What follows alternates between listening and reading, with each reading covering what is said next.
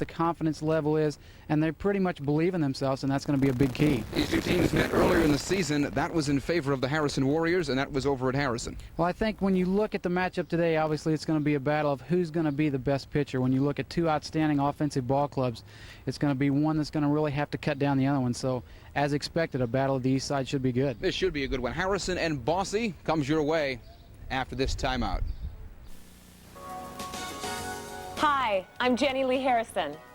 And I'm Eric Estrada. I never dreamed I'd be doing live theater, but a psychic knew it would happen.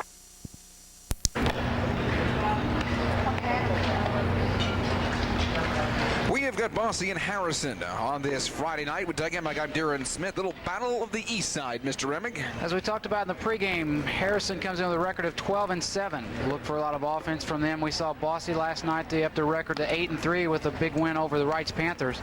On the mound today for the Bosse Bulldogs, Jason Brown, 8th appearance of the season for him. 1-1 the record, 3.30 ERA. He's worked 19 1/3 innings of work, allowed 17 base hits, 12 runs, 9 of those earned. Also 20 strikeouts and 11 walks. Yeah, after Matt Jakes, he is the impressive man on the hill, and we got a kind of an idea of that last year. And I think that is really going to be an important factor, as we mentioned in the pregame. Both of these clubs are coming in with very hot offenses. When you look at the averages up and down the lineup, we saw Bosse last night. We saw Harrison a couple weeks ago. You're going to see both pitchers, I think, really work for location early in the count. That way, if they get ahead, they can start using some of their off-speed stuff. Bosse Bulldogs and the Harrison Warriors on this Friday night. Let's meet the Bosse Bulldogs defensively. Again, Jason Brown on the hill, and Chris McCutcheon meets the battery. Scott Riley over at first, Jeremy Jones at second, Brad Butcher the shortstop, and Mark McCutcheon down at third. Brandon Butcher, Adrian Hoskins, and Adam McCutcheon left, center, and right field. And not a bad offensive 9 for Andy Rice and the Harrison Warriors. We talked about offense has been the big, I think, key for them this year. It's been a lack of pitching, and sometimes the defense has let him up, but the good starting 9 in there today. Jason Engelbrecht leading off, playing shortstop. Sean Bennett in center field hitting second. Left fielder Don Kelly hitting third. Justin Fesca playing first base in the cleanup position. Toby Wolf, the catcher, hitting fifth. Tom Held in right field batting sixth. Pitcher Jim Lentz hitting seventh. Chad Lamar at second hitting eighth, and the third baseman Scott Hurt batting ninth. Harrison going to try to up their record to 13-7. They beat Mater Dei again yesterday afternoon by a score of 12-2. And Bosse at 8-3-1 looks for their 9th win tonight. Again, they beat Wrights 4-1 as seen right here on TV 52 last night. Jason Engelbrecht, the shortstop, leads his team with at-bats and runs scored. Comes in batting .390 for the Warriors. And he is your picture-perfect leadoff man. We've talked before, he is small, so it's very tough to find the strike zone. He does a good job of getting on base, drawing a lot of walks, but he can also hit the ball. Talked about their good bats, Doug. Their strong offensive 9, the Harrison Warriors. Very patient batters also. And I think that comes with a lot of experience. And when you look at the job that Andy Rice has done after taking over for Frank Schwitz, who was kind of a legend out at Harrison for such a long time, he's kind of restructured the ball club a little bit. You look and you see a lot more aggressive plays on the bases. That had to be there by Jason Brown. The first 3 balls here to Jason Engelbrecht. Sean Bennett on deck. Again, a nice 9 for the Harrison Warriors, including Don Kelly, who leads his team with a batting average of .464. Had 2 doubles and a single yesterday, and that 12-2 trounce over the Mater Dei Wildcats. And down to first moves Jason Engelbrecht, first aboard on the walk. Brings up the center fielder, a junior, Sean Bennett. Impressive numbers for him. .389 the average coming in, 21 hits and 54 at-bats. Talked about teams who don't have that weak link in their starting 9. Offensively, it's very tough to find one when you look at the starting 9 in the lineup today for Harrison. You talk about being aggressive on the base paths. They've also are aggressive at the plates. They get a lot of hit and run situations, and you're going to see a lot of contact made advancing that runner up. Now you're going to want to watch Jay Engelbrecht over at first base. Leads his team with stolen bases with 13. Yes, one of the speediest in the SIAC. And is yet to be caught this year. So again, he knows how to read the pitchers, and he gets such a good jump.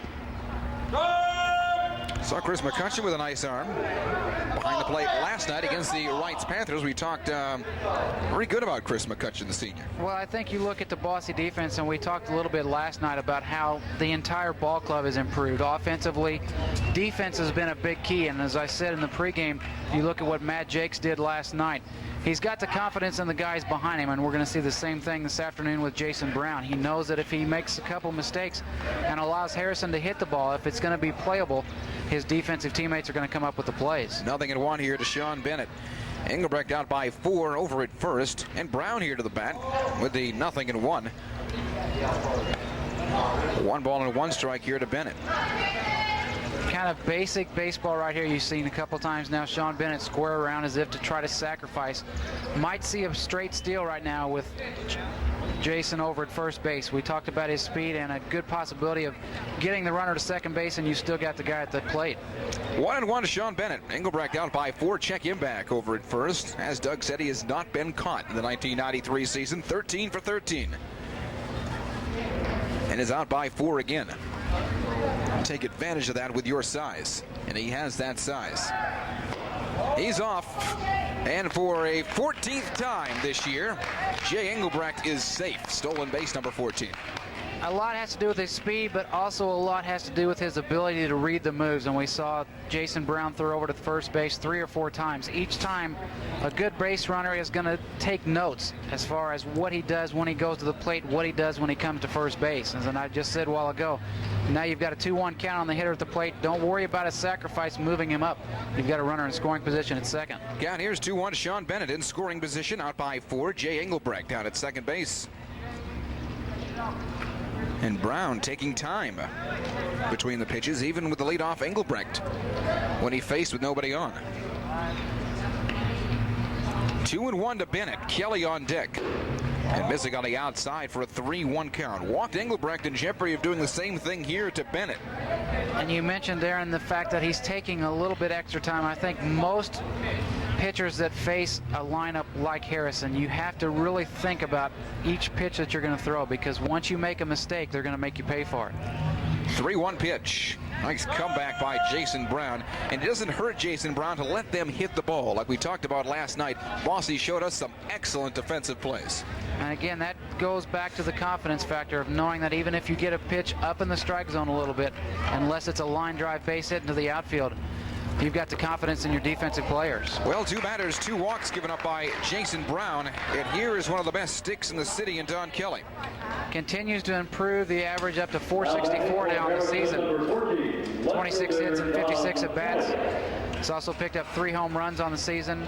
Leader in RBIs with 31. Then had 2 doubles and a single yesterday against that 12-2 romp over Mater Dei.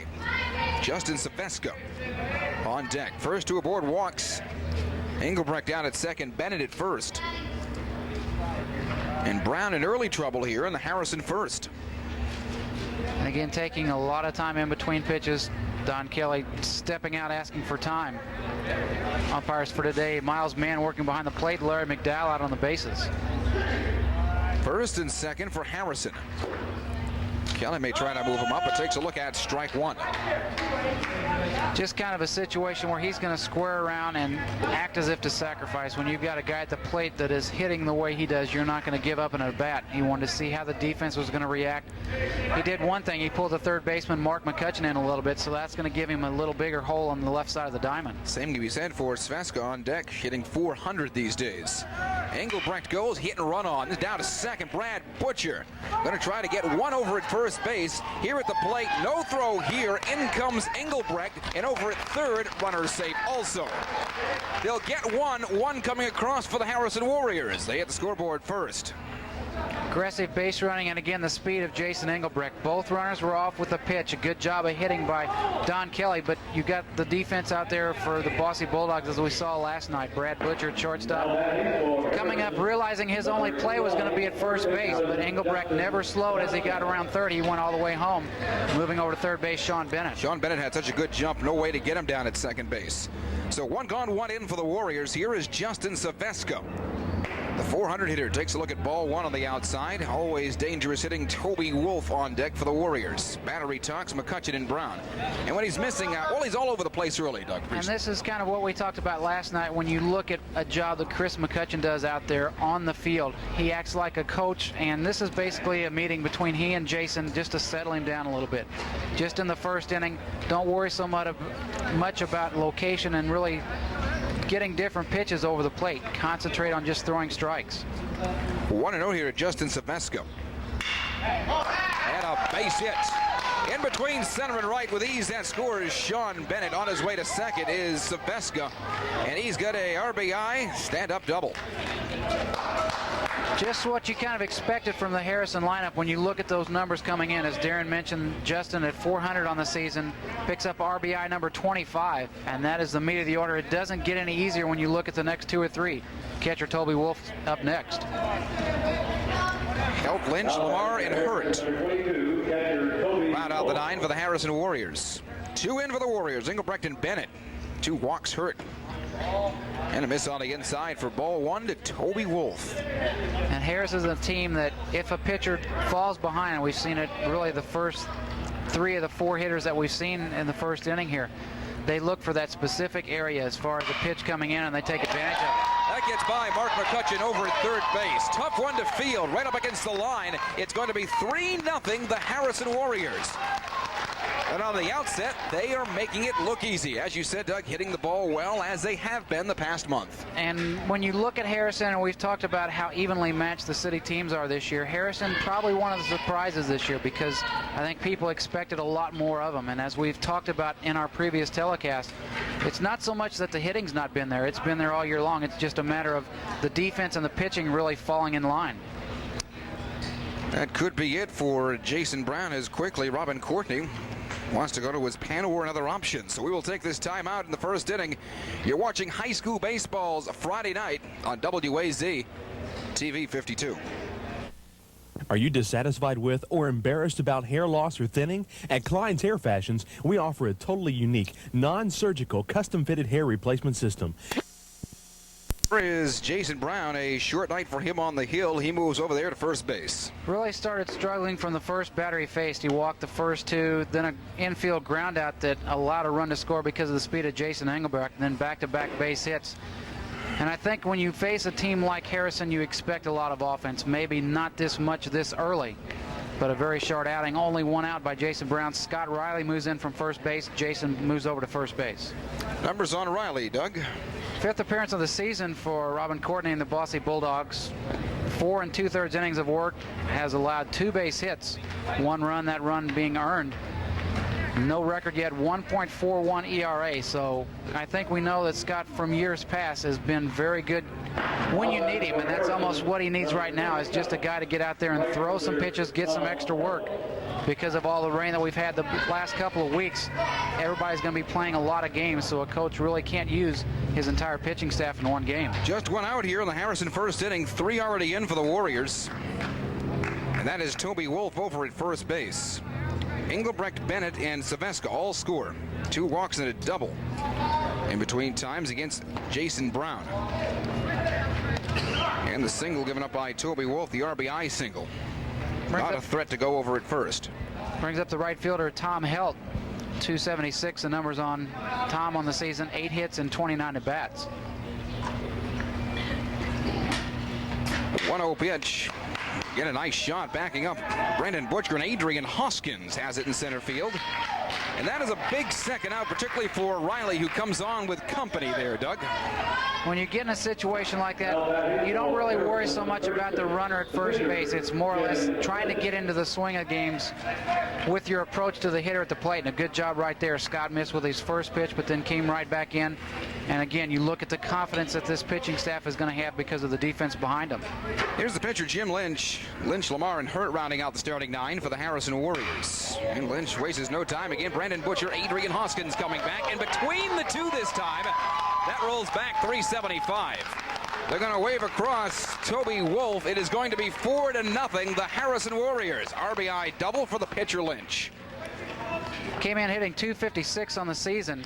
And I think, like we've said before, when you talk about offense, it's kind of contagious whenever you see the first 3 of the first 5 guys go up there, get pretty good swings against the pitching staff.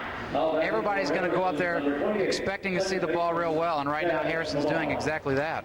Here's Chad Lamar, 8th batter in the inning here for the Harrison Warriors. Now 4 in. Warriors up 4-0. Lamar coming in 306. 11 hits and 36 at-bats, has been used sparingly in different roles as far as the Harrison Warriors concerned. But you can see the offense is really starting to pick up. In the last 3 or 4 games, he's moved his average up about 50 points. 0-1 here to Lamar. Talks about this kid's great football ability, too. Just a junior, so he will be back on the gridiron next year. And you look at what Harrison did last year, he was a big part of that because of his offensive play, fullback, and also on defense. 0-1 to Chad Lamar. Down at second, that is Jim Lynch with the RBI double moments ago. 0-2 here to Lamar. Harrison trying to bat through. Again, this is batter 8, Scott Hurd on deck. Then we'll have seen the Harrison 9 here. 4 in the top of the first inning. 3-step lead for Lynch down at second. 0-2 pitch, and Scott Riley has him. Damage done here. 4 in for the Warriors. They will leave 1. We head to the bottom of 1. Harrison and Bosse on WAZ TV 52. 5 things that make Old National, Old National. Naturally, ours go out of their way. Jim Lynch on the hill for the Harrison Warriors. He has a 4-run cushion. Bottom half of the first inning, Bosse and Harrison on this Friday night. Not a bad way to start the bottom half of the inning. Of course, Harrison being used to scoring a lot of runs. Jim making his 6th appearance on the season. As we said in the pregame, very good start for him. 4-1, 0.71 ERA. 38 2/3 innings of work, 11 base hits, 10 runs, only 4 earned. And then the big numbers pop out at you. 43 strikeouts in his 38-plus innings, but he's had a little control problem along with that. 25 walks. Good strikeout pitcher in Lynch. Toby Wolf completes the battery. Justin Safesco over at first base. Chad Lamar down at second. Jay Engelbrecht the shortstop. Scotty Hurd down at third. Don Kelly, Sean Bennett, and Tom Helt left, center, and right field. The offensive 9 for the Bosse Bulldogs, leading off the shortstop Brad Butcher. Jeremy Jones, the second baseman, hitting second. Chris McCutcheon, the catcher, hitting third. Right fielder Adam McCutcheon hitting fourth. Jason Brown now at first base, hitting fifth. Adrian Hoskins in center field, hitting sixth. The pitcher Scott Riley batting seventh. Brandon Butcher in left field, hitting eighth. And the DH today for Mark McCutcheon, Jason Junker. Well, here's a very good hitting Bosse Bulldogs team, and we talked about this last night. Really have done a good job all season long, and you look at, they've kind of been involved in a lot of rain games. 3 scheduled before last night that were to be televised here on 52 got washed out, so they have not really played as many games as some of the other teams around. 0-1 to Brad Butcher. They'll have their work cut out for him. One of the better arms in the city, and Jim Lynch. 0-2. He likes to strike out those batters. Check the numbers again. 43 and 38 innings. Also 25 walks, so he's kind of been erratic with that. Not a lot of base hits, which is good to see, and you can see right there a good 0-2 pitch. Just missed on the outside. He won't miss by much. They really like this kid at Harrison. And they will in Legion season as well. 1-2 pitch. Taken out of play. 1-2, the count remains.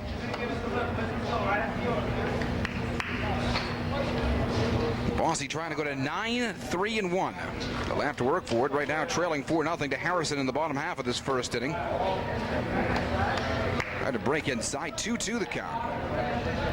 And as we've seen a lot during our high school coverage this year, once you see a pitcher get ahead of the count, that's when he's going to start bringing in some off-speed stuff, and that last one just a little bit high and inside.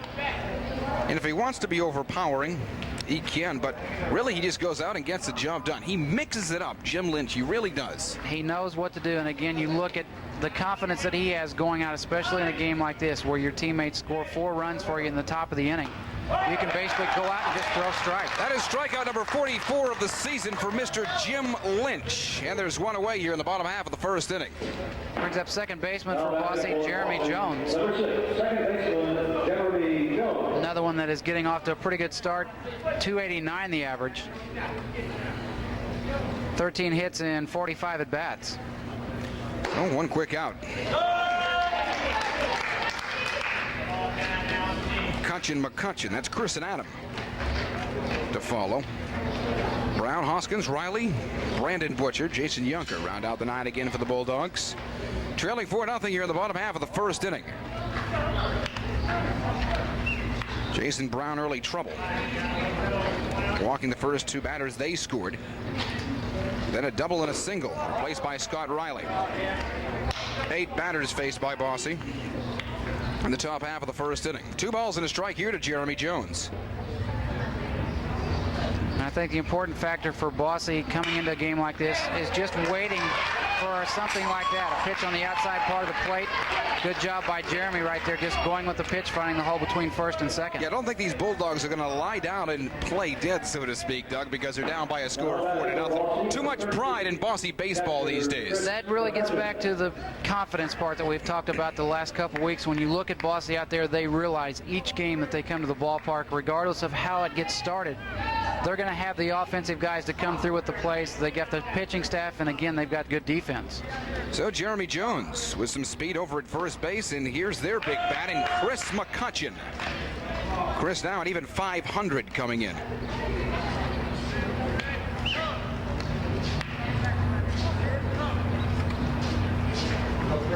And Adam McCutcheon dropped 5 points yesterday, now batting 400. Into right field, Tom Helt holding on. Nice grab by Tom, had to move up from right field to make that play. Wind kind of blowing from right to left field today, and you could see as soon as the ball was hit, we've got a good sunny day again like last night, though, a high sky, so sometimes it's tough for an outfielder to pick the ball up off the bat, but he saw it immediately, knew he was going to have to come in, did a good job catching the ball, and then thought about trying to double off Jones at first base, but Jeremy able to get back. Well, you get by one McCutcheon. Here's another 400 batting Adam McCutcheon. And this one over the head of Scott Hurt. No way Scott could grab that one first and second here for the Bulldogs. Like I said at the top of the telecast, this should be a good one. Both teams doing very well offensively this year. Probably a little bit more power on the Harrison side, but when you get the hitters like Bosse has got, it's just a matter of putting some hits back-to-back like that, and it doesn't matter if it's a long ball or if it's just going to fall in over the third baseman like that. A good try by Scott Hurt. You're going to advance the runners. Jason Brown has a score to settle. Angry with himself, probably, at the top of the inning. Now over at first base, Jason Brown. And a chopper. These sometimes tough to field. Chad Lamar will grab it, though. Forced out at second. Little threat there by the Bulldogs. They'll still trail by a score of 4-0. We played one at Bosse Field on a Friday night. Harrison and Bosse on TV 52.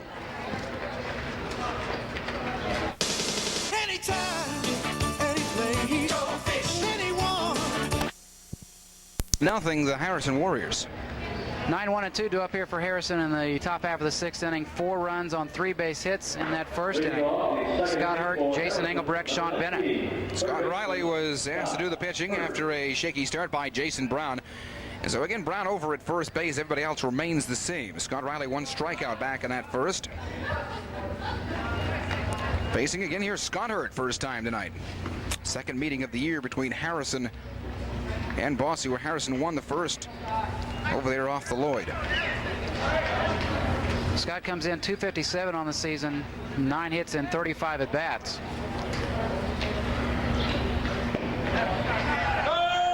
One ball and 1 strike here to Hurt. And you look at first look at Scott Riley tonight. You look what Scott did back in that first inning and really got in a situation where Harrison was mounting a lot of offensive threats. He did a good job, got the first guy that he faced to pop up. Into the glove of Mark McCutcheon. Almost lost that one. Don't forget, sun plays tricks on you sometime. And there's 1 away. Back to the top of the order, shortstop Jason Engelbrecht. Picked up a stolen base and scored a run back in the first. It's always a key to get Jay on. Like I said, his speed. Now 14 for 14 with stolen bases. And with his speed, can steal many of these. Riley, though, in time to Jason Brown. 2 quick out here for the Bosse Bulldog, building confidence for the Bosse defense after an inning ago. Good job by Scott Riley, and if you look at what Jason does, he does that quite often during a regular season, trying to surprise the defense.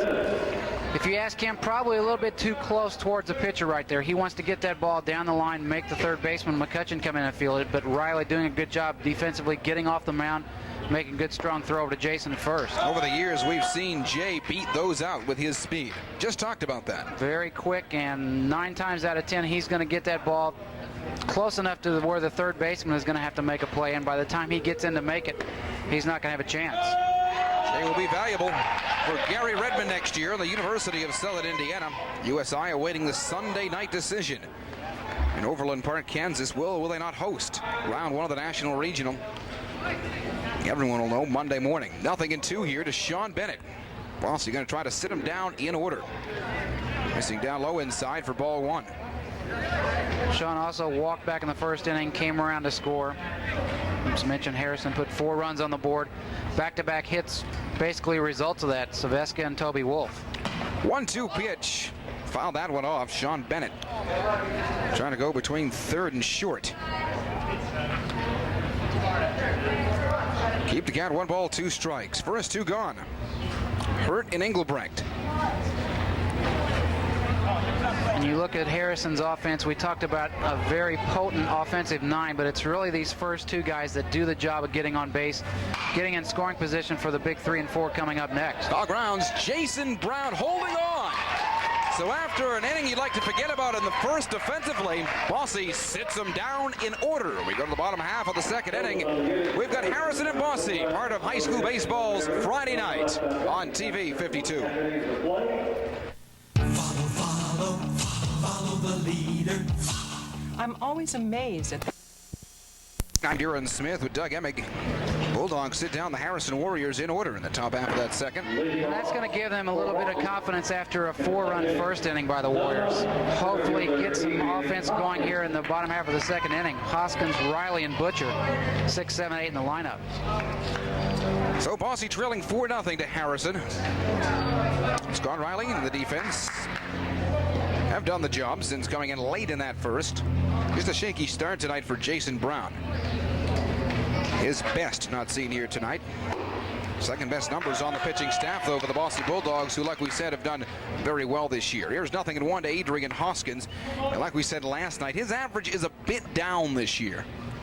I think that he's taking on a little bit more responsibility, and you look at his defensive play. We saw some good plays yesterday from just about everybody on the Bosse defense. But sometimes you see an offensive average slip a little bit if he's going to take on a little bit more responsibility out there, hitting 269 coming in. 1 ball, 2 strikes. Here to Adrian Hoskins. Play his Legion ball for Evansville, Eugene Pate. And I think Robin really trying to get almost a second leadoff man in the middle of the lineup. We saw Adrian quite a bit last year in the number 1 hole. But if you can move him down 6, 7 in the lineup, that's going to give you almost like a second leadoff man in the middle of the lineup. Like we also talked about last night, everyone else seems to be hitting the ball much better this year also, much better. And that has been the key to the success so far for the Bosse Bulldogs. 8-3 the record coming in, and the confidence is there, and you can see anytime that they get an opportunity, you're going to see very aggressive base running, and also an opportunity here for maybe a sacrifice moving Adrian to second. And like a Jay Engelbrecht, you've got some speed on those bases now in Adrian Hoskins. Pitcher Scott Riley up. And again, you look at the style of baseball that Robin Courtney has kind of adopted, and Bosse has really changed their strategy as far as going into each game. So you could see maybe a possible straight steal here with a quick Hoskins. Also a sacrifice trying to move him to second. First look offensively tonight at Scott Riley. There is ball 1. Butcher Yunker round out the 9. For the Bulldogs, 4 stolen bases this year for Adrian Hoskins. He's out by 4 over at first.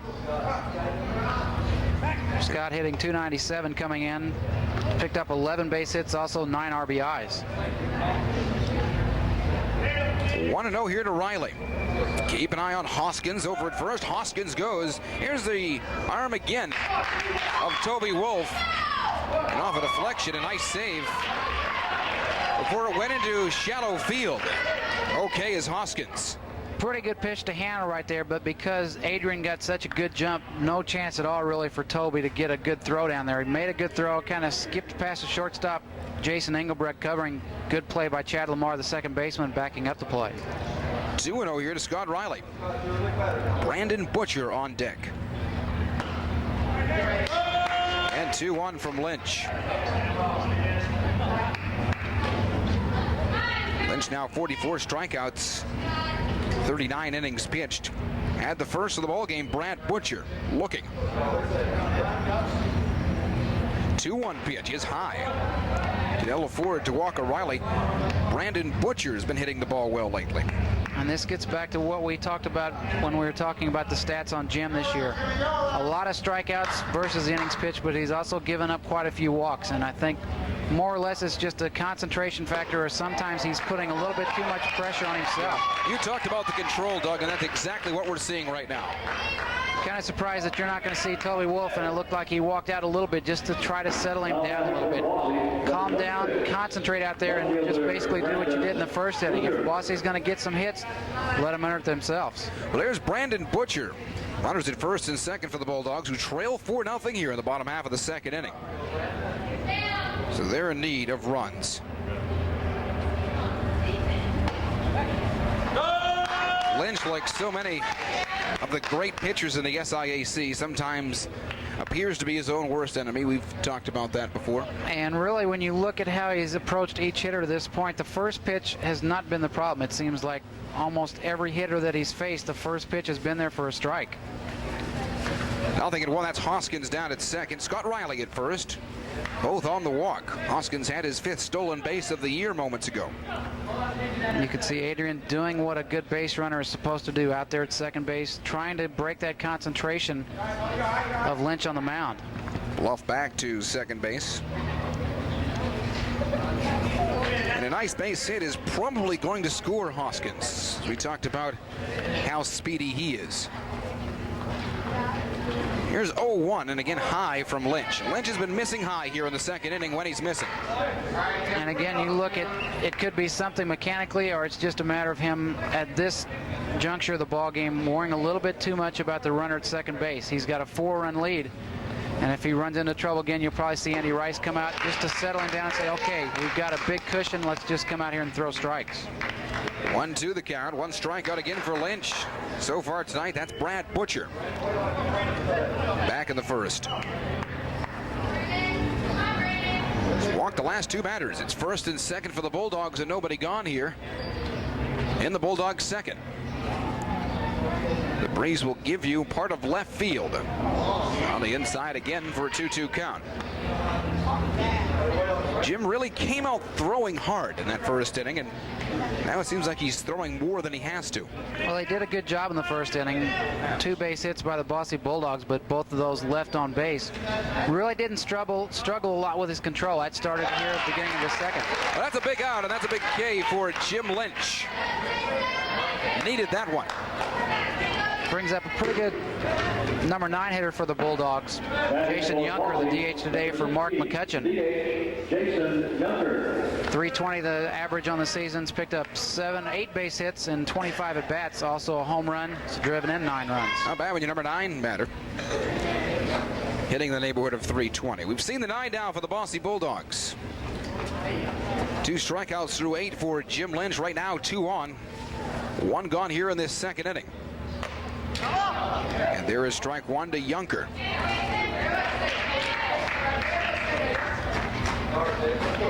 And this is a situation now where defensively Harrison can basically play at normal depth. You still have a possibility of a bunt laying down either the first or third base line. So you see third baseman Scott Hurd playing about even with the bag. Justin Faveska at first base playing behind the runner. 0-1 pitch. Down too low for ball 1. Talked about Jim Lynch as a strikeout pitcher. We've seen that. We've talked about a little control problem. We've seen that all through 2 innings now. First and second for the Bulldogs. Again high. 2-1 the count. When you look at his stats coming into tonight's game, it seems like he either strikes them out, walks them, or they get a ground ball out or a fly ball out. Only 11 base hits allowed in his 38-plus innings. 2 coming back in that first inning, so now 13 hits on the year. And one behind Toby Wolf. Hoskins with ease down to third. There was no question there. And down to second goes Scott Riley. So with the count 3-1, you've got runners at second and third for the Bosse Bulldogs. Now you've got some work cut out for you because it erases the possibility of a double play. And now you've got 3-1 on the batter. Should Yunker reach, you go back to the top of the order and Brad Butcher. Yeah, Butcher, Jeremy Jones, who's already got a single tonight. And Chris and Adam McCutcheon. Needless to say, Lynch needs younger here. Here's 3-1. It's high for ball 4. Bases loaded for the Bosse Bulldogs. And that brings the tying run to the plate, and here comes Andy Rice. Kind of expected that because of the way that Jim has struggled, especially this inning. 3 walks, all 3 runners on base via the walk. And this more or less is just kind of an education session where he's going to settle him down a little bit, try to figure out exactly what's going on, and try to get his game back into perspective.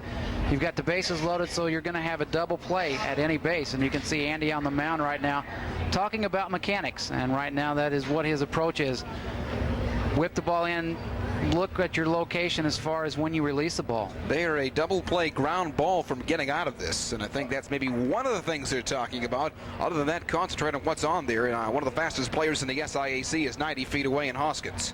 And it's nothing more aggravating to a coach than to have a 4-run lead like that and then have a pitcher go out there and kind of struggle with his location. And you can see mechanics was a big part of that discussion right there as far as really getting in position to get a good release.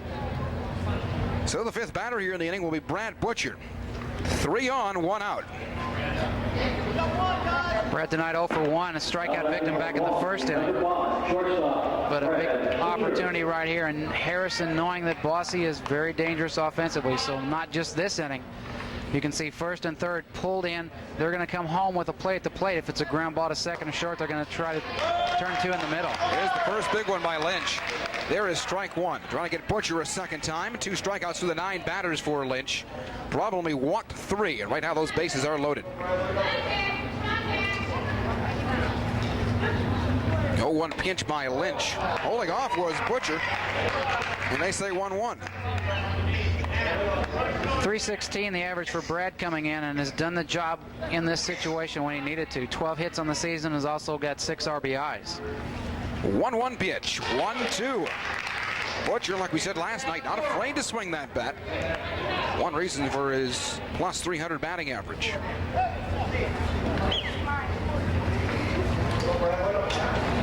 1-2 to Brad Butcher. Bases loaded here for the Bosse Bulldogs. Held off again. You can tell he wants to go for it, too. But you can see good patience. That's the 2nd pitch in this 4-pitch rotation right now that has kind of been up in the strike zone. He knows the strike zone, and he's got really the ability to hold back after he starts to swing. That went off the leg of Jim Lynch. They're going to try to turn 2 here, and that is in time. Oh, the Harrison Warriors get out of it. The bases were loaded with 1 out for the Bosse Bulldogs. Nothing comes across. We go to the top half of the 3rd inning on a Friday night. 4-0 Harrison. You're watching high school baseball on TV 52. I'm Darren Smith as we move to the top half of the 3rd inning. Excitement in that 2nd. Looked like it was going Bosse's way after they sat Harrison down in order. They had the bases loaded, Doug. And credit Jim Lynch for really getting down deep and almost coming up with an extra pitch. 3 walks, put the bases loaded, and gave an opportunity with only 1 out for Bosse to get some runs on the board, but then got the ground ball up the middle and a quick turn at 2nd base by the shortstop Engelbrecht to get that double at 1st. Don Kelly, Justin Savesca, Toby Wolf, 3-4-5 for the Warriors. Don tonight 0 for 1, bounced out to the shortstop. Brad Butcher back in the 1st inning. Continues to lead this Harrison Ball Club in average, 464 coming in. And it's down low for ball 1. Harrison trying to go to 13-7 tonight. They're coming off the 12-2 pounding of Mater Dei yesterday. Bosse trying to go to 9-3-1 after beating Wrights 4-1. 2-0 here to Don Kelly. You kind of have a feeling that Don is going to follow in some very familiar footsteps as far as outstanding high school careers in Evansville onto the college scene. And again, because of his offense, also a very good defensive player, as we saw last week, a very good defensive left fielder. 3-0 to Donnie.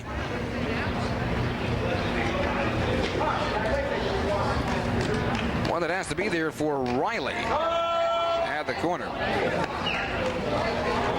3-1 to Don Kelly. A good job by Scott after coming in back in that 1st inning. We talked a little bit about it back in the 2nd inning, but he has really done a good job. Allowed a base hit to Jim Lynch, a double that scored the 4th run back in that 1st inning, but then has shut down the last 4. Here's a 3-1 pitch. Kelly takes this one for a ride. No doubt about it. That's the second time he's done that on TV 52. Another solo shot, home run for Don Kelly. No doubt about that one. And not being able to see the entire state of Indiana as far as baseball, but I would have to imagine you're not going to find too many more better hitters in the state than Don Kelly. Another home run on the year for Don Kelly. He just continues to come through. He'll do it in left field defensively and without question here at the plate. Home run number 4 on the season, RBI number 32. And as I said in the pregame, he is a big hitter, but he can also come through with the big clutch hits. Not so much as far as power, but if he sees a situation, especially with a runner in scoring position, he's going to take the ball to the left side of the diamond as well. Just like that, 5-0 Harrison here at the top half of the third inning. Follow back for strike one, Justin Savesco. Justin 1 for 1, had an RBI double, came around to score back in that first inning, and like everybody else on Harrison, really maintaining a good offensive season this year. Average at 400 coming in. 0-1 pitch by Riley. Found that corner early inside, 0-2. Riley, one strikeout for him at Chad Lamar when he came in late in that first inning. Leadoff homer by Don Kelly has it 5-0 Harrison. And foul here on our third base side. We'll do this again. Pretty good pitch right there by Scott. Tried to come on the inside part of the plate, but because of the quickness of Savesco at the plate, Justin unable really to do anything with it except pull it straight down the line and just a little bit foul. So 4 home runs now for Don Kelly. We've seen 2 of them here. We've heard about the other one on their opening day.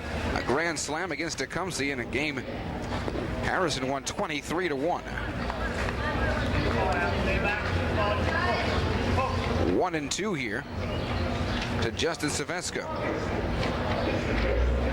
And it doesn't get any easier after this. Toby Wolf on deck, followed by Helton Lynch. 1-2 pitch, hopper over Chris McCutcheon. 2 balls, 2 strikes.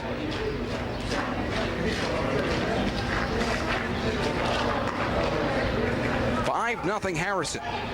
Just joining us late on a Friday night. Solo shot, home run by Don Kelly moments ago. And caught looking, first looking for Scott Riley. Second strikeout tonight. Down goes Justin Savesco. And that is a big out. First out of the inning brings up Toby Wolf. Had an RBI single back in the first and scored.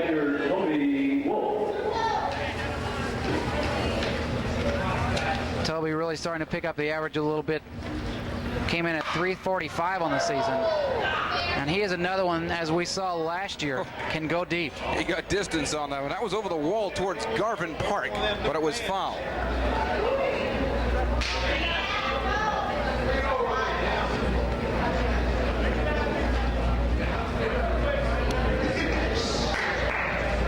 A long strike one to Toby. Yet to pick up a home run this year, but is good in the extra base department. 19 hits coming in, also has driven in 13 runs in 55 trips. 0-1 here to Toby Wolf. 1-1 almost on the outside. Toby got a hold of a couple last year, if you remember. Really got off to a fast start as far as a lot of power, and I think that he has kind of readjusted his approach to the game, kind of struggled a little bit late in the season last year, and I think that's because early in the season he was having a lot of success with going deep, doubles, triples, and home runs. And I think he realized to be a better ball player, you're not going to be able to go 300 feet each time you're at the plate, so you just look for specific pitches and then try to put them in play. There's that big Toby Wolf cut, 2 balls, 2 strikes. And it was a Wolf watch last year. That kid was hitting around the upper 4s and 5s early in the season. That's just a junior. His final year with Harrison, along with a couple other impressive seniors, have a lot of people believing that this is one of the few teams in the area that can beat undefeated Memorial, even though they have failed 3 times this year. Down to third and Mark McCutcheon. And off the bag. No chance for Jason Brown. maybe a little bit too rushed on the play right there with Toby Wolf running not the greatest of speed, but you could see Mark fielded the ball cleanly, and as soon as it left his hand, you could tell that it was going to be off of the bag over on the right side of the diamond. First baseman Jason Brown had to come off the bag and really couldn't get back in time, ended up missing the ball. Here again is Tom Helt. Went out center field, and Adrian Hoskins back in that productive first for Harrison. 4 coming in back in that first. 1 in here in the third. A home run by Don Kelly. We've got 1 away, 1 on. And that is Wolf down there at first base. First to Helt. Strike 1. Second go around for Scott Riley. Tom was the first hitter he faced back in that first inning. And you look at Helt's numbers on the season, 276 coming in. The senior following kind of in his brother's footsteps, Carl Helt, a member of the Warriors a couple years ago. 0-1 pitch. Got that corner again. Likes to find those corners. Scott Riley has done a pretty good job coming in. Now, he gave him a double to Jim Lynch early in that first when he first came in. The homer to Don Kelly. And that's really been about it.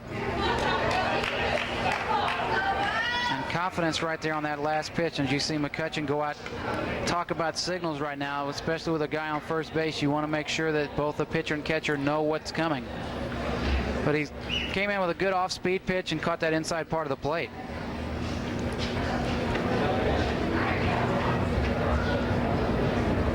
Nothing at 2 to Helt. 2 Ks tonight for Scott Riley. Had Safeska looking a couple batters ago. Wolf out by 2 over at first. 0-2 pitch. Didn't miss by much. 1-2 the count. And as I've said before, for a pitcher to come in 0-2, and if you're going to miss, that's exactly where you want to be, on the lower half of the plate, down around the knee area. Not going to have a lot of damage done versus getting something up in the strike zone. Ball and 2 strikes from Scott Riley. It's right back to Scott. Has a chance to turn 2 here down to Brad Butcher. Butcher in time. They appeal and they say off the bag. Good play by Jason Brown at first base. You could tell the throw was going to be low and off towards the outfield side of first base. He did a good job stretching, brought the ball up, and you could see it was almost a snow cone. I thought he had that. Coming off the bag just a little bit to make sure they caught the ball. So just 1 now. Helt's okay at first base. Down goes Wolf. And here's Jim Lynch. Yeah, that double wasted no time when facing Riley the first time in that first inning. Picked up an RBI, scoring the 4th Harrison run back in the first. Helt out by 3 over at first. That down low, and Helt holds up at first base. Chad Lamar on deck. Scott Hurt will have gone through the 9 twice for the Harrison Warriors. We're in the top half of the third inning. Harrison leading 5-0. 4 runs in that first and a home run here in this third inning by Don Kelly. When you look at the control of Scott so far, really has run into problems only one time, and that was to Don Kelly to lead off the inning. Went 3-1, and then got a pitch up in his wheelhouse. 2 balls and a strike to Jim Lynch.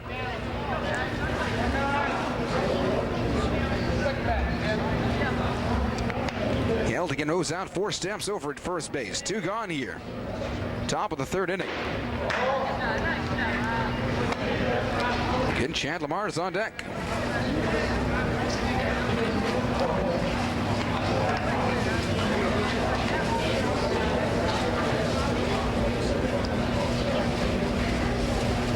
Three-1 pitch. Got him. 3-2. Some disbelief. Looked a bit high. I'm not here to umpire. I was going to say it. We're a little bit farther away than the men in blue right now. I saw you give me that look on behalf of your fellow umpires. First and second here for the Harrison Warriors, and it's been a troublesome third inning here for Scott Riley and the Bosse defense. Because of this rain, I haven't had too many fellow umpire buddies this year. 3-2 pitch and the runner off, up a little bit in the strike zone. So now you got first and second for the Warriors. Still 2 outs, so Bosse in a situation where a ground ball, you can get an easy out at either first, second, or third. Second baseman Chad Lamar 0 for 1 tonight.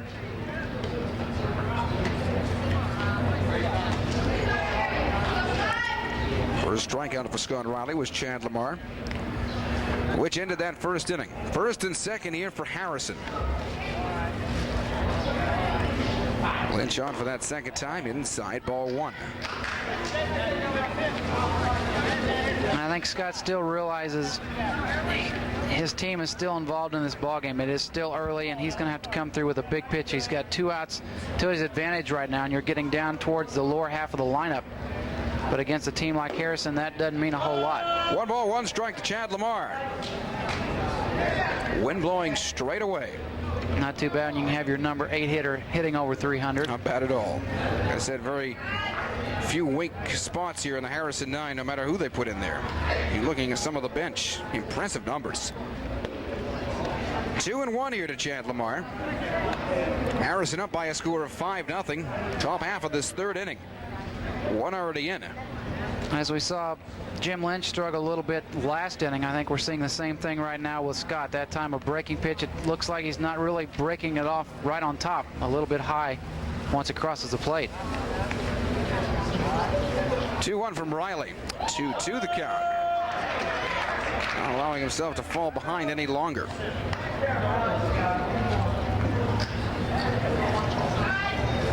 Two gone here. Trying to get Lamar for a second time. Scott Riley.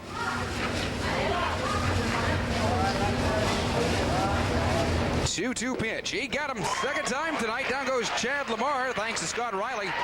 Some damage done here. Solo shot home run by Don Kelly. Harrison leaves 2. Harrison leaves by a score of 5-0. We're back out to Bosse Field after this timeout. Those moments of leisure are few and far between. Spend them well with family and friends at Mattingly's 23 Restaurant and Lounge. Bosse Field, I'm Darren Smith with Doug Emming as we move to the bottom half of the 3rd inning. 5-0 in favor of Harrison. 2, 3, and 4 due up here for the Bulldogs. Jeremy Jones, Chris McCutcheon, and Adam McCutcheon. Well, tomorrow night on TV 52, we are on the west side. Little League Baseball continues right here. Sunday afternoon at 2 o'clock, we got to invite you out as TV 52's softball team makes their 1993 debut. We will be taking on the Clowns over at Channel 7. And that'll be at USI's field at 2 o'clock on Sunday. If you want to see how softball is really played. 2 o'clock Sunday afternoon at USI. TV 52 takes on Channel 7. Should be no problem whatsoever. Back to baseball. There's strike 1. Second baseman Jones 1 for 1 today. Picked up a single back in that 1st inning. Bosse in need of some base runners and some runs. They've had the base runners. They have really yet to come through with a clutch hit when they needed to. A big double play to get out of a very tough inning last time by the Harrison Warriors after Lynch struggled a little bit with his control, walked 3 hitters, but then got a double play to get out of it. 1 ball and 2 strikes to Jeremy Jones.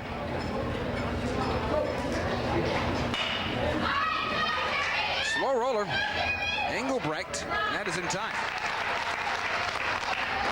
We have 1 away. We've talked about how important Jason is to this ball club, offensively as well as defensively. You could see the ball, as soon as it hit the grass, hit part of the mound, it slowed it down a little bit, but he's got the speed to get in there, a very strong arm at shortstop. And he is kind of, I think, the emotional leader for this Harrison ball club. You've got Kelly, who's going to come through with the big RBIs, the big home runs, but Jason, as I said before, those 1 and 2 hitters really do the job by setting the table, getting on base, and providing a lot of run support. McCutcheon an early 0 for 1 here tonight. Getting checked in with a 500 batting average. And Adam McCutcheon on deck. Here's a tough 3-4 for any pitcher. 1 gone here in the bottom half of the 3rd inning. 5-0 Harrison. Strike 1 to Chris McCutcheon. And again, good job by Jim Lynch. Just about every first pitch has been over for a strike. Where he's run into problems has been 2 through 5 in his pitches. 2 good ones by Lynch. 0-2 here. To Chris McCutcheon. Good article in this morning's paper on Bosse's Chris McCutcheon. Gung-ho on hitting, and he's been doing that here in 1993. You mentioned, Darren, his 500 average. He's got 15 hits in 30 at-bats. Also has picked up 12 runs driven in on the season. Also leads the team in runs scored with 14. 1 ball and 2 strikes here to Chris McCutcheon. One hop in front of Toby Wolf.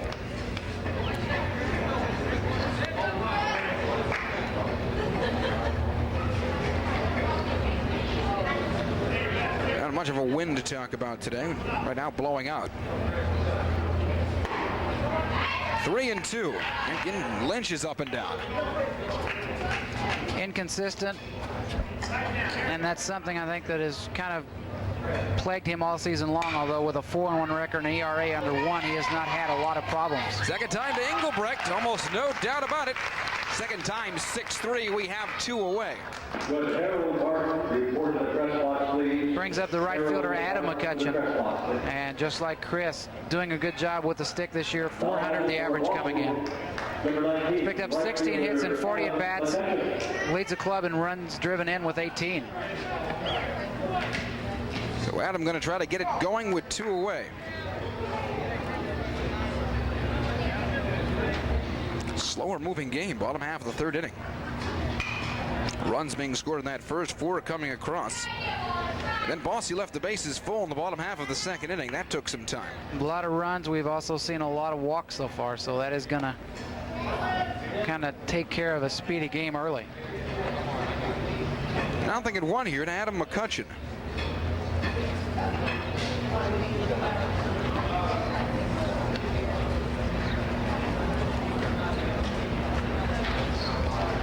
Bosse trying to draw even with Harrison this year, as I talked about earlier. Bosse losing a couple of weeks ago over at Harrison. 1 ball and 1 strike to Adam McCutcheon. You're right, Doug. Both pitchers have thrown a lot. Actually, all 3 we've seen tonight. 15 pitches for Jim in the 1st inning, 26 when he had the 3 walks back in the 2nd.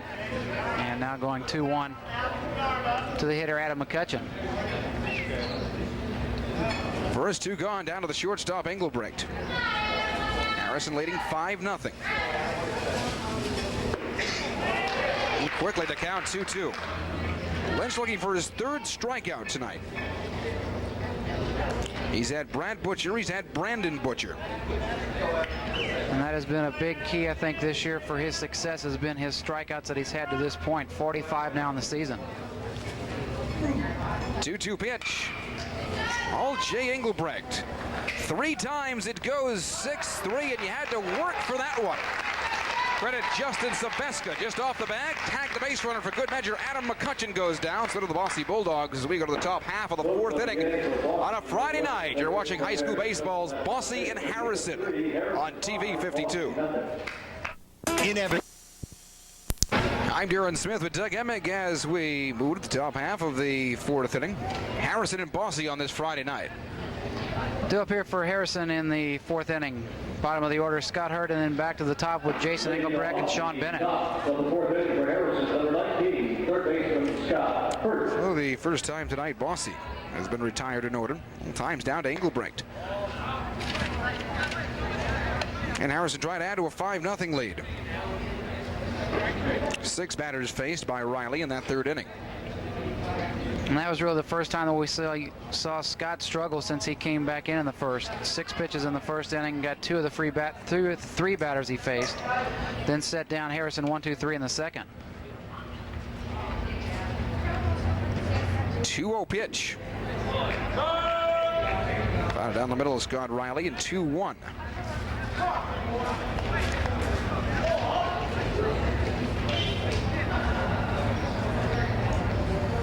Scott 0 for 1 tonight. Flew out to the 3rd baseman, Mark McCutcheon, back in the 1st inning. 1 on the roof. 2-2 the count. Came in hitting .257, 9 base hits and 35 at bats.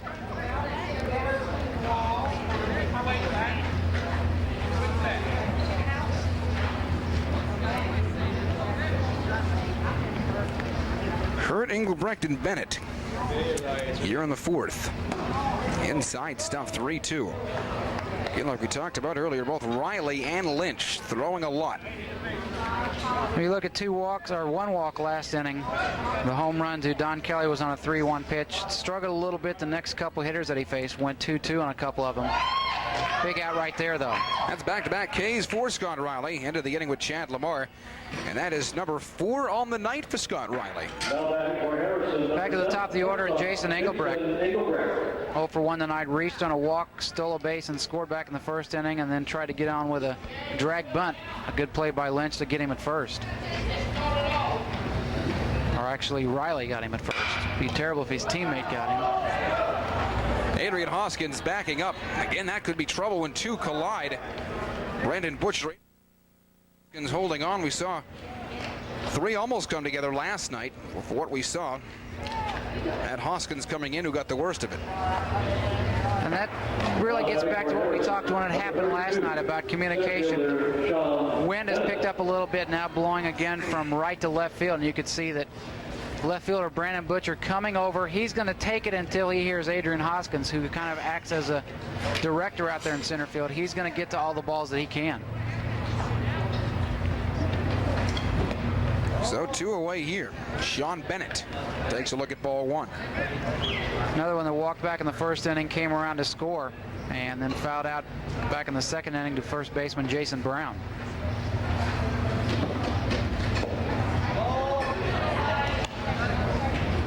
Not really much control problem by Riley's. Pitches are there, not missing by much. Really, the only trouble that we saw, as we mentioned, was back in that third inning when he issued a walk. Went a couple 3-2s to a batter. He went 3-2 to the first one here in the fourth inning. Just got hurt.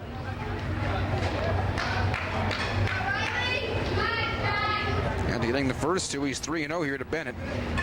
You don't want to put much on there with the man who's up next. Mr. Stick. 3-0 has to be. There is 3-1 the count.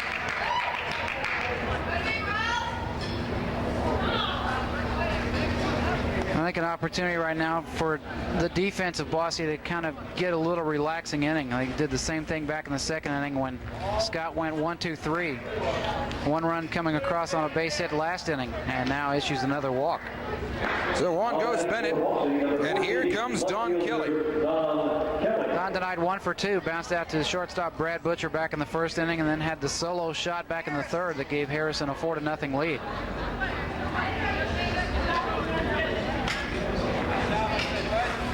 Has played up to all expectations, and sometimes you say Doug just a little bit more than that. But he's one that knows what his capabilities are and what he can do and what he can't do. He's not one that really puts a lot of pressure on himself, even though he would like to get a base hit every time. We saw him back in the first inning with the runners going. Had a ground ball in the infield, a good play by Butcher at shortstop. But because of Engelbrecht and also the speedy Sean Bennett on the bases, they got a run to score on that play and also got a runner from first to third. So Bennett down at second with a throw off. 2 gone here on the count, 1-0 to Don Kelly.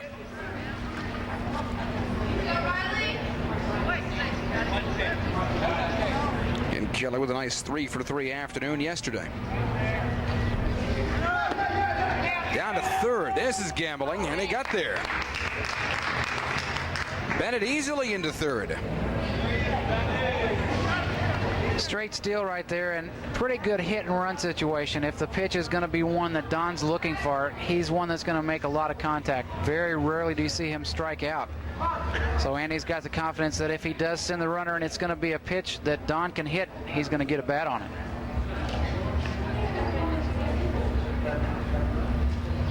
Two-0 pitch. Pomper before McCutcheon. And the count 3-0. All in all, it doesn't really hurt you if you walk a Don Kelly. Even though you don't want to walk anybody, it's almost like you're going to give him first base just so he cannot do any more damage, especially with the runner in scoring position. We're 90 feet away. There's a chopper back here to Riley, and Riley had better hurry. Nobody here covering at the plate. Chris McCutcheon was pulled up because of the bunt. No one behind the plate. Was an easy pass for Sean Bennett to come in. That is run number 6, and it is 6-0, the Harrison Warriors. Very tough fielding play right there, especially for a pitcher coming off the mound. Scott did a good job getting over. It looked like he had a little bit of trouble picking the ball up. Kelly was running down to first base, and by that time, when he picked the ball up, he realized he didn't have a play at first base. In the meantime, Sean Bennett had kind of strayed a little bit halfway down the line at third base. He saw nobody was covering at the plate because catcher Chris McCutcheon went out. He thought he might be able to field the ball as well. Don Kelly is on again, and he picks up an RBI. Greenfield. Scott Greenfield. That is his for Kelly for Harrison. That is his third RBI tonight, Don Kelly. Pinch runner at first base, Scott Greenfield, pinch running for Don Kelly.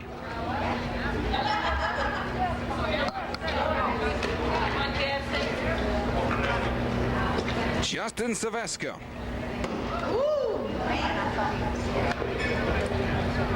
Toby Wool to follow, but on Bosse's side, 2 away. Justin tonight 1 for 2, had an RBI double and came around to score back in the 4-run first inning for Harrison.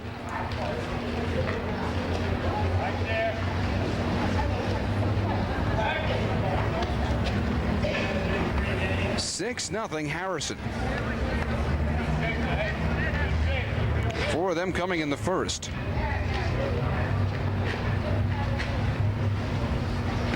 Oh! 2-0 the count here to Saveska. And this is another situation for any pitcher looking at this. You don't want to allow an opportunity to walk Justin Saveska because you've got Toby Wolf on deck, and he can take you deep as well. That throw, just a bit off. Actually, hesitating was Chris McCutcheon. And safe down at second. Also hesitating, Scott Greenfield. It almost looked as if it was a delayed steal where he took off, went about halfway, and then kind of stopped to wait to see if it was going to be a hit or not. Realized he better go one way or the other, went to second base, and that was kind of the pump fake that you saw from Chris behind the plate. That is, well, this is our first look at Scott Greenfield for Harrison on TV 52. A junior has been used basically in sparing roles. Has had 6 at-bats on the season, picked up 2 hits, so he's hitting .333. Scott Greenfield down at second. And on his way to first, Justin Saveska. So another tough inning here for the Bosse defense, and Scott Riley is talking here to Chris McCutcheon, and in comes Robin Courtney. And again, a situation where I don't know if he's going to try to go to another pitcher or if he's just going to try to settle Scott down a little bit. He's run into some control problem in the last couple innings. You look back at the 3rd inning. Really, the only damage was done was the solo shot by Kelly. He walked a couple guys, also picked up a strikeout or 2. But I think right now is just confidence, trying to get him back in the ball game. You're down 6 runs. You've got 2 out, though. Let's concentrate on this next hitter, who's already been on base twice tonight. Toby Wolf had an RBI single and scored in the first. Reached on an air back in the 3rd. So another in here for the Harrison Warriors, has them up 6-0. We're the top half of the 4th inning. And there is ball 1 to Toby. Tom Helt on deck.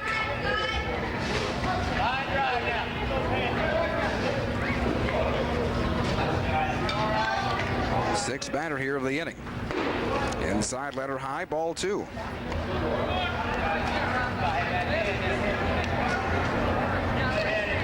Bosse has not been the only team that has seen situations like that this year because of the offensive 9 as we talked about from Harrison. Every one of the 9 in the batting order dangerous when it comes to hit and run situations, or especially as we've seen a lot of teams this year, big 2-out hits when you've got runners at second or third. 2-1 pitch. Missed for a 3-1 count, could load the bases again.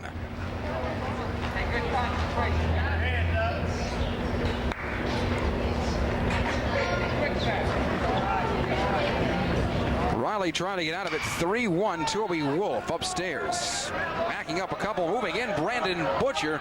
3 in here, and Butcher trying to hold on, no.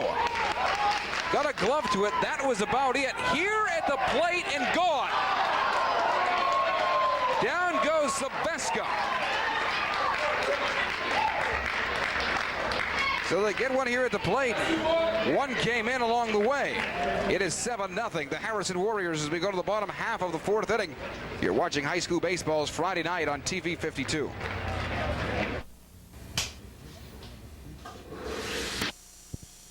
The Harrison Warriors.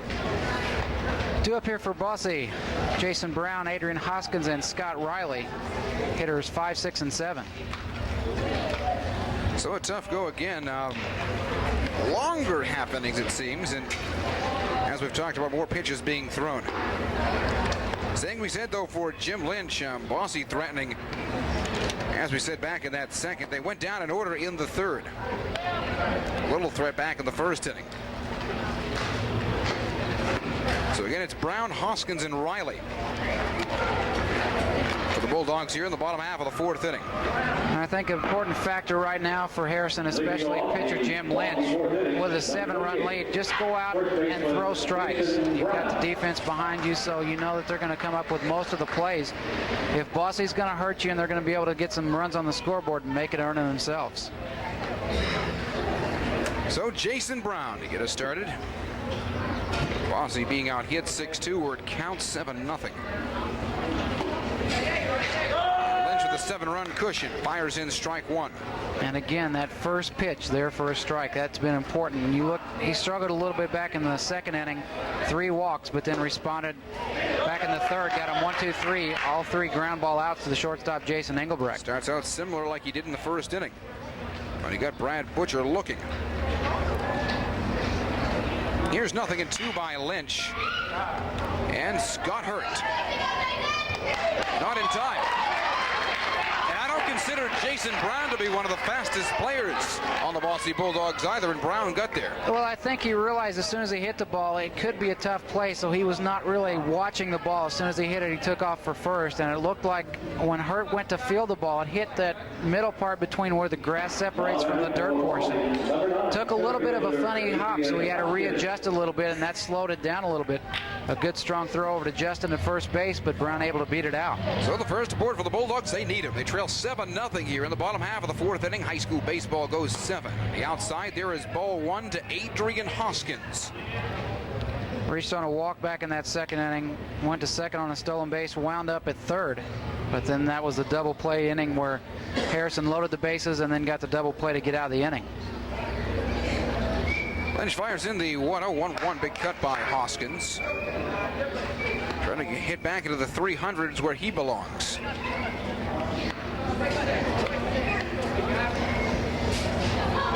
Jason Brown out by a couple over at first base. 1 on, nobody out here in the bottom half of the fourth inning. Bosse trailing Harrison 7-0. Big cut again, 1-2 the count.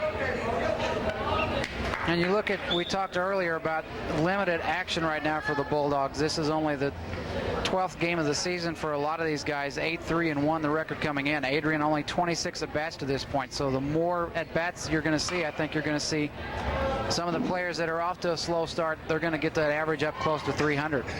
Took that inside pitch out of play. Still 1 ball and 2 strikes to Adrian.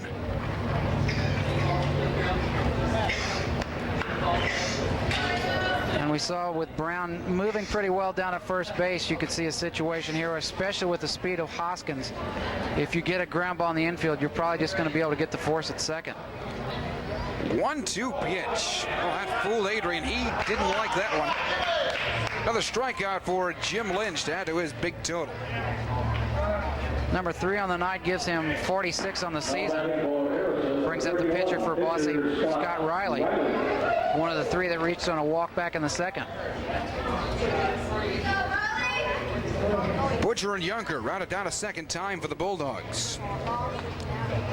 They are trailing 7-0. 1 gone here in the bottom half of the fourth inning. Bosse trying to go to 9-3-1. This is game number 20 on the season for the Warriors. They come in 12-7. And the first foul back for strike 1. When you look at the numbers on Scott on the season, 297 coming in, 11 hits and 37 at bats. He's done a good job when he's got the hits too. 9 runs driven in. Small lead over at first for Jason Brown. 0-1 here to Scott Riley.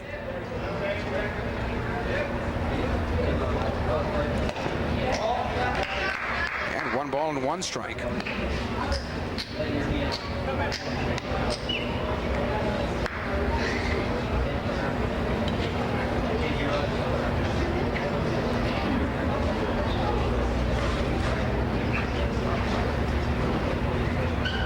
One pitch, and try to cut inside for him for a 2-1 count. Some of the fans disagree again. Pretty good pitch right there, but it looked like when it crossed the plate, it was still a little bit high and on the inside part of the plate. It's where the ball crosses the plate, not where the catcher catches it. And a lot of times you see fans see where that ball ends up, and it's actually where it crosses the plate. 3-1 here. Bosse tries to get 2 on. Brandon Butcher on deck. He's an early 0 for 1, and Junker to follow. To round out the 9 again, Junker an early walk victim.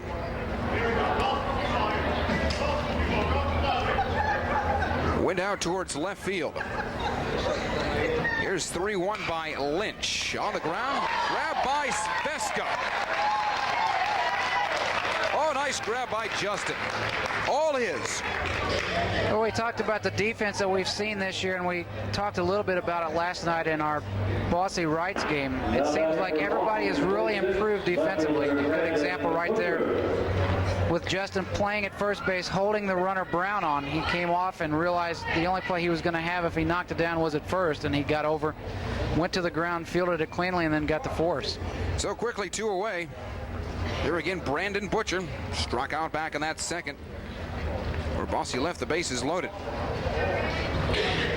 They'd like to have a couple of those in now as they trail 7-0. 1-0 here to Brandon. 2 Butchers in today's lineups, 3 McCutcheons. Brad and Brandon, and the McCutcheons, Chris, Adam, and Mark. Justin Sveska sends us to the top half of the 5th inning. It is 7-0, the Harrison Warriors. You're watching high school baseball's Friday night on WAZ TV 52. We come to the top half of the 5th inning. He is Brandon Butcher, up from left field. In from left field. In, up. He's there. Scott Riley moves from the mound out to left field, and pitching statistics not available on Brandon Butcher. So N/A. N/A. could be his first chance to see some varsity action from the mound, and I think this kind of gets back to the situation I was talking about earlier. Because of all the rain, you're going to see a lot of games in the next couple of weeks. And a lot of teams are going to have to go to some non-pitchers that they know, because they're good athletes, can probably come in and just throw some strikes, give the team some extra innings. He will face Tom Helt, Jim Lynch, and Chad Lamar. Those are the first 3 Riley also faced. Although if I was a non-pitcher, I don't think that I'd want to face Harrison my first varsity game. They can certainly hit the ball well, and they've been doing that the past month or so. Beat Monterey 12-2 yesterday.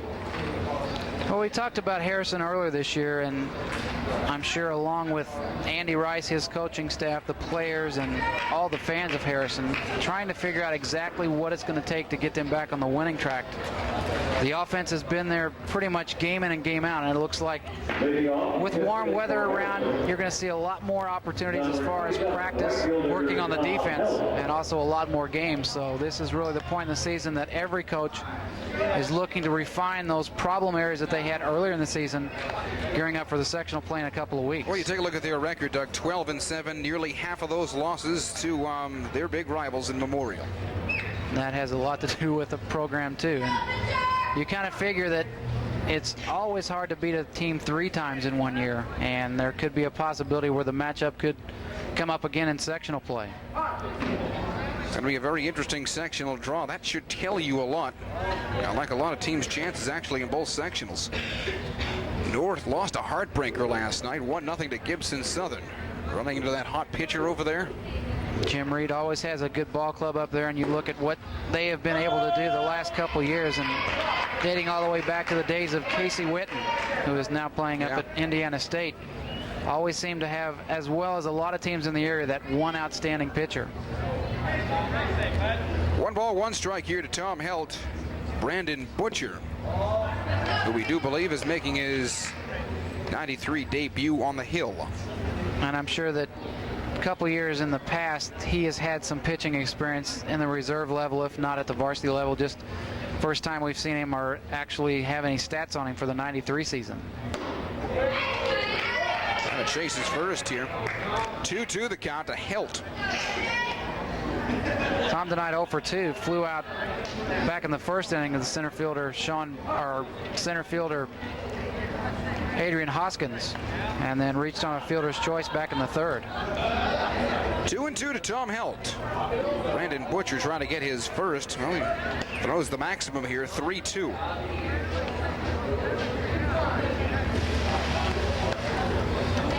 Third pitcher used tonight by Robin Courtney. Jason Brown was not around long. Scott Riley the past couple innings here. And now he elects to go with Brandon Butcher in from left field. 3-2 pitch. Chopper hard. Here's Mark McCutcheon. Down over to Jason Brown. That is in time. Brown holds on. We have one away. So there's the first out for Brandon after throwing the maximum again to Tom Helt. And really the second or third time that we've seen Jason Brown over at first base come up with some big plays. Play earlier, he dug it out of the dirt, but had to come off the bag a little bit to get the throw. That time kind of short hopped it at first base and held on. Here's Jim Lynch. Really hit the ball well in the first inning.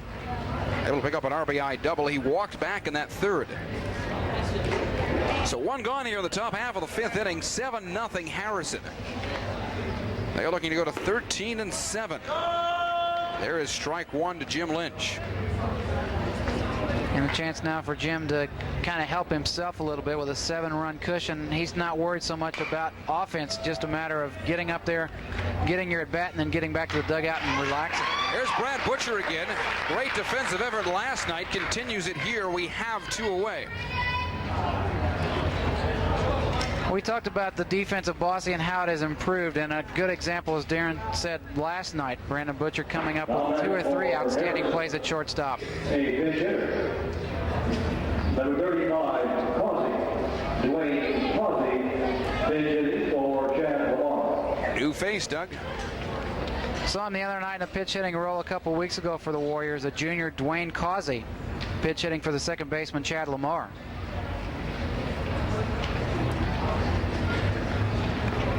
Scott Hurd on deck. Working our way through 3 times. The Harrison 9. Strike one to Dwayne Causey. Pretty good numbers for Dwayne. Darren talked about the strength of this Harrison lineup, not just in the starting lineup, but even coming off the bench. 381 the average coming in. He's picked up 8 hits and 21 at bats. 0-2 to Mr. Causey.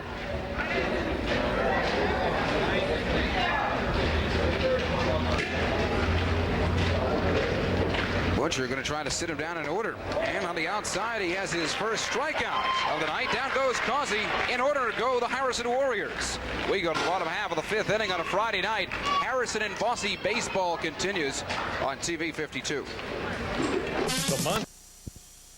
I'm Darren Smith, 7-0 Harrison. 2 up here for Bosse, Yunker, then back to the top, Brad Butcher and Jeremy Jones. And after struggling back in the second inning, starter Jim Lynch for Harrison's really settled down. Set down 5 of the last 6 that he's faced. We'll see if Yunker here can get it started. Like I said, not a bad number 9 hitter. Reached on a walk back in the second inning, was part of a double play that got Harrison out of a jam with the bases loaded, but coming in 320 the average. He's picked up 8 hits and 25 at bats, also 9 RBIs.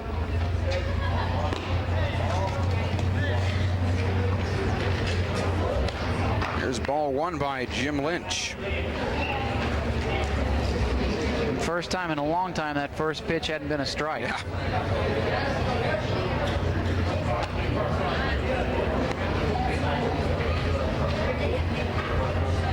Bosse here needs to get some base runners and knock them in, Doug. If they stand a chance now, it's getting late when you're down 7-0. With a 7-inning contest in the bottom of the 5th inning, you're only going to get 3 more at bats as far as innings So if you're going to get something, this could be the part of the lineup that you're going to do it. Try to get Junker on base and then get back to the top, Butcher and Jones, and then the big three, McCutchen, and Brown. Talk about how good these bats were last night with Butcher, Jones, and McCutcheons, and so on.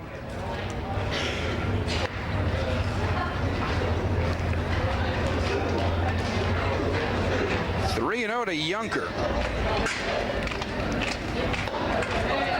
4 straight balls to Junker. So here's their chance, Mr. Emig. 4th walk of the night. First time that Lynch has gone 4 straight. He had 3 walks back in that second inning. And for Harrison and for Jim Lynch, that is not what you want to do. As I said a couple innings ago, if Bosse is going to get back in this ball game, you have to let them at least get the ball with the bat and try to get something going on their own. You don't want to give them the opportunity. So it's Brad Butcher with 1 on, nobody out here in the bottom half of the 5th inning. Brad tonight 0 for 2. Last time up, grounded up in that double play in the second inning. But still a guy that you want up there in clutch situations. 316 is average coming in tonight. Jeremy Jones on deck really hit the ball well back in that first. He went down 6-3 like 2 others did in that third. Now they get 1 here to Brad Butcher. Run for something high inside, nothing in 2. I think Brad may be upset with himself for chasing that one. Well, I think that they have gotten into a pattern. This is the 3rd time now that they've faced Lynch. They kind of know what to expect. The first pitch, more times than not, is going to be a strike. Then he starts mixing it up as far as location and tried to pull back on that one just a little bit. Couldn't hold on. Well, you won't see Jay Engelbrecht do that often, and he almost had the runner over at first base. Did you see how he followed his mistake down? Caromed over, and you could see the second baseman Lamar was going to the bag for a possible force play there, but Jason kept going, and the momentum of the ball carried it right to where he was going, so he picked it up again.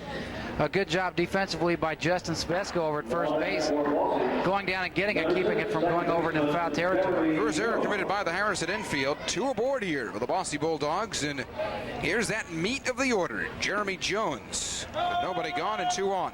And this is the kind of situation for Bosse fans you like to see. Starting out the inning, 1st and 2nd, nobody out. Saw Jones square around as if maybe to sacrifice to get the runners to 2nd and 3rd. But he's another one that has come through with some big hits this year. 289 coming in. And as Darren said before, 1 for 2 tonight. Nothing in 2. Lynch going right after him.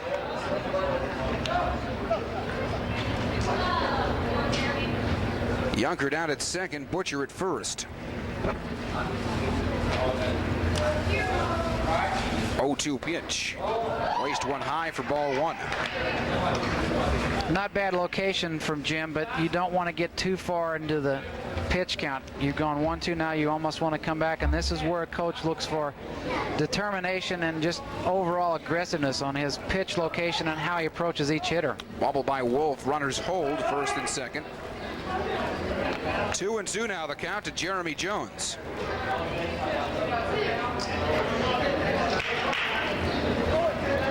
As we said before, a pretty dangerous 3-4-5 due up next.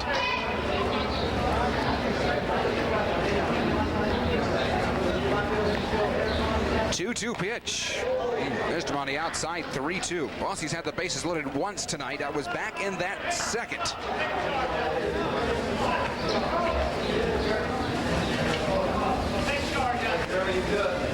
3-2 pitch. Missed on the inside with nobody out. The base is now loaded for the Bosse Bulldogs, and they need it here as they trail 7-0. So quickly, Toby Wolf out to talk to Jim Lynch. And this is what we kind of talked about earlier when we saw McCutchen come out from behind the plate for the Bosse Bulldogs. Now we're going to see Andy Rice coming out, and this is more or less just to settle your pitcher down a little bit, especially in Harrison's case. You've got a 7-run lead, so you're not worried too much about a couple of the runners on base. You just want to start concentrating, especially at this part of the lineup. McCutchen, and Brown. Chris 0 for 2 tonight. No place to put Chris McCutchen. So now you're hoping to get something out of this if you're Robin Courtney, and you'll need it here. Well, and as we said before, when we've seen situations like this, a hitter like McCutchen, 500 coming in. He picked up 15 hits and 30 at-bats. 0 for 2 tonight. You kind of figure he's due. Nobody out, bottom of the fifth if you're joining us late on this Friday night. Harrison leading Bosse by a score of 7-0. 4 of them scoring in the first. A home run by Don Kelly in the third, 2 back in the fourth inning. So here is Chris McCutcheon. 90 feet away, Jason Yunker down at second, Brad Butcher. Jones with a recent walk at first base. This deep enough to score some, and it backs up a couple. That is off the wall. That is off the wall, and at least 2 going to score here for the Bulldogs. They're going to try 3. Throw off, 3 in for Bosse.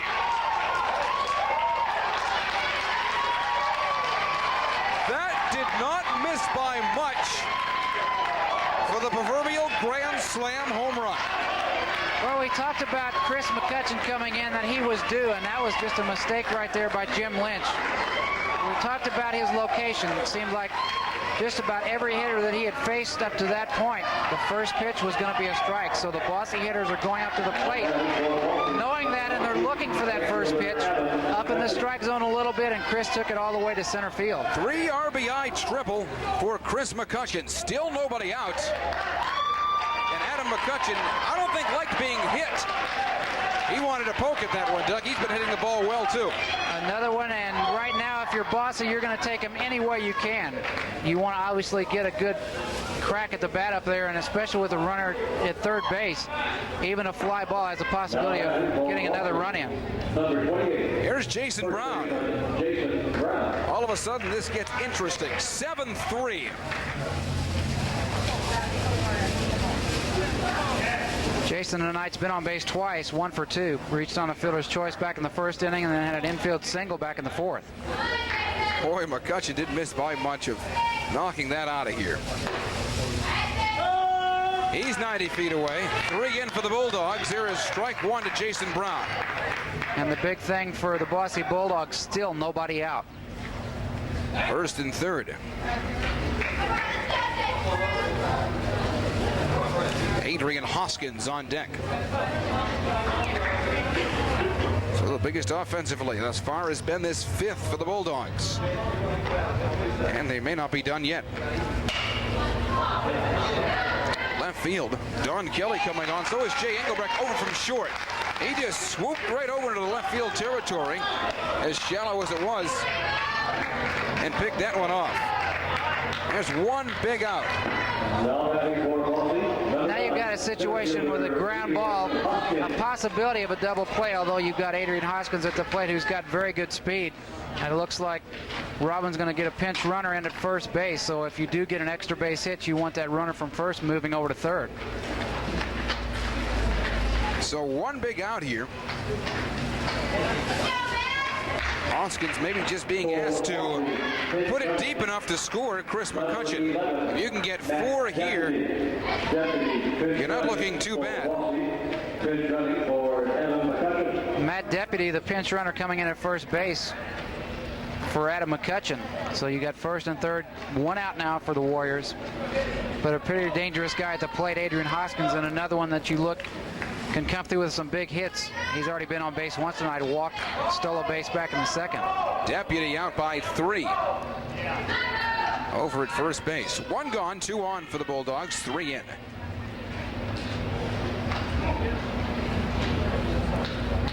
And get him another hit batter.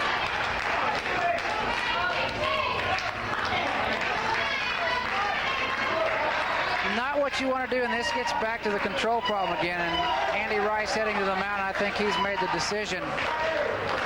You talked about control problems, Doug, and there's, well, a couple here. Well, you look at what he did back in the second inning. Even though Bosse was unable to score a run, they loaded the bases. He got out of it with a double play. Now he's run into the situation again. He's walked 2 hitters in this inning and has now hit his second. So both Hoskins and Deputy, who runs from McCutcheon, those runners on because of being hit. And we'll have a new face on the hill when we come back. Harrison in a little bit of trouble here. 1 out in the bottom half of the 5th inning. We have it 7-3, and we're back out to Bosse Field after this timeout.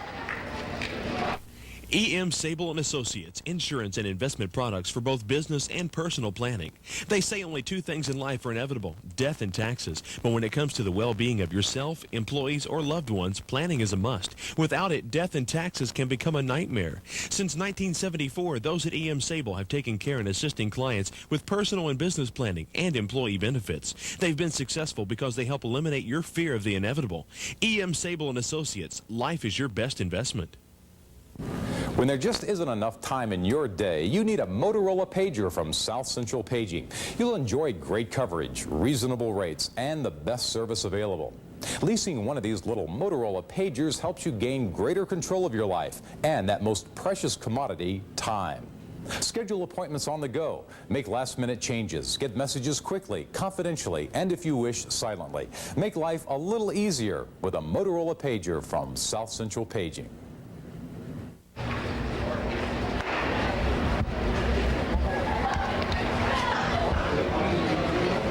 Well, there is the new pitcher for the Harrison Warriors, a familiar name, and Chris Salee. Senior Salee for Harrison making his third appearance on the season, a record of 1-2, 3.50 ERA, 15 and a third innings of work, has allowed 15 base hits, 17 runs, 12 of those earned, 12 strikeouts and 8 walks. He adopts the bases full here with one gone in the bottom half of the fifth inning. 3 in for the Bosse Bulldogs, a 7-3 ball game. 90 feet away, Chris McCutcheon had an off-the-wall triple. 3 in on that one. Matt Deputy for Adam McCutcheon down at second. Adrian Hoskins at first. First by Salee. Good stuff for strike one. Left fielder Scott Riley, who started the game at first base, came in to pitch in the first inning, pitched about 3 innings, then moved to left field. 0 for 1 tonight, reached on a walk back in the second. Wolf keeps that in front of him, runners hold. 1 ball, 1 strike here. Chris Salee in for Jim Lynch.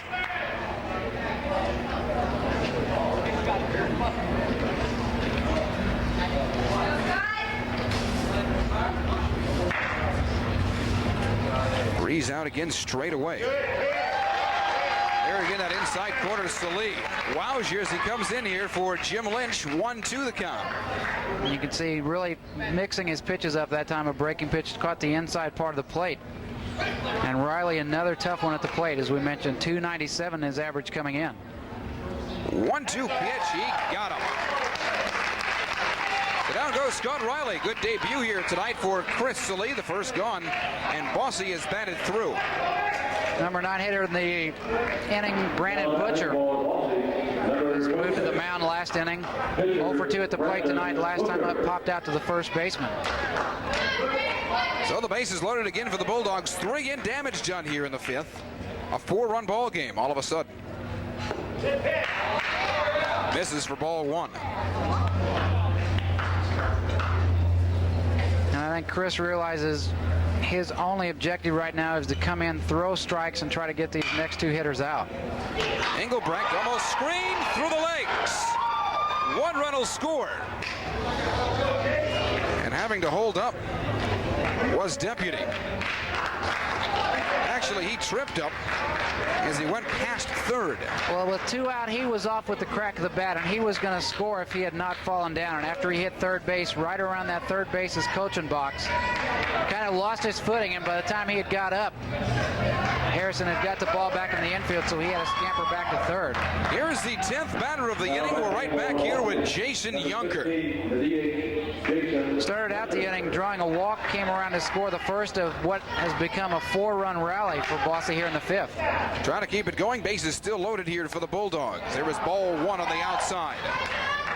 So it's Yunker a second time in the fifth. Salee in for Jim Lynch. 4 runs in for the Bosse Bulldogs. Try to find him on the inside. They say no. 2-0 the count. Jason's been on base twice today, both times with a walk, back in the second inning, and then, as mentioned, starting off this fifth inning. Foul ball. Boy, if that had straightened out a little, 2 more would have scored. to bring it that much closer. One time 7-0, now 7-4 here in the bottom half of the fifth. And like we said earlier, don't expect the Bosse Bulldogs to lie down and play dead. Even when they were trailing 7-0. They never will, and I think that has pretty much majority due to the confidence that they've gotten. They know that at any time in any ball game, regardless of who they're playing or what the score is, if they can start getting some breaks, and we've seen a couple errors in the inning by the Harrison Warriors, wildness on the part of Jim Lynch, a couple walks, also has hit a couple batters, they're going to get right back in the contest. 3-1, a walk here would be the Bosse fifth run. Yeah! And there's the corner he needed. 3-2. So the bases loaded. 3-2 the count. Runners shall be moving.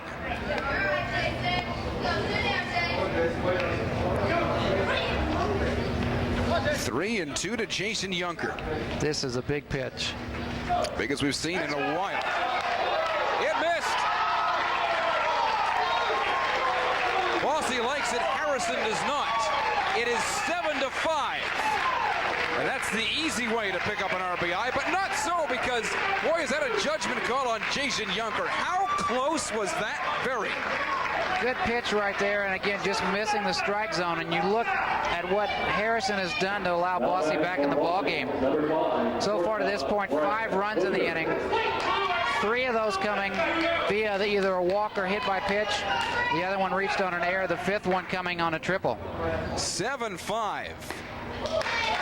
Brad Butcher's second time, 11th batter faced by the Harrison defense. Junker for a second time is on with the walk. Bases still loaded for the Bosse Bulldogs. 0-1 pitch. 1-1. You can see right there, good breaking pitch that started way up in the strike zone. By the time it got to the plate, it was almost down in the dirt. So you're going to see mechanically a little bit of an adjustment the next time he throws that. 7-5, a base hit could tie it. Chopper down here to Jay Engelbrecht, forced there at second. 11 batters later, 5 runs more. 7-5 our scores. We enter the top half of the 6th inning. Bosse makes this a new ball game on a Friday night at Bosse Field on TV 52. From the very beginning, we've been a part of your lives. Always there to help you fulfill your hopes and turn your dreams into realities. We're part of your past. We'll be part of your future. Is it any wonder Old National Bank is your bank for life? You wouldn't think Allie Schneider helped her swimming team much this year. After all, she didn't win a single race. She didn't break any records, and her relay team finished dead last in every meet. But Allie Schneider made a real splash simply by finishing every race she entered. Whatever you do in life, just do your best. From the Church of Jesus Christ of Latter-day Saints. At our zoo, people come from miles around just to gaze at our high-rises.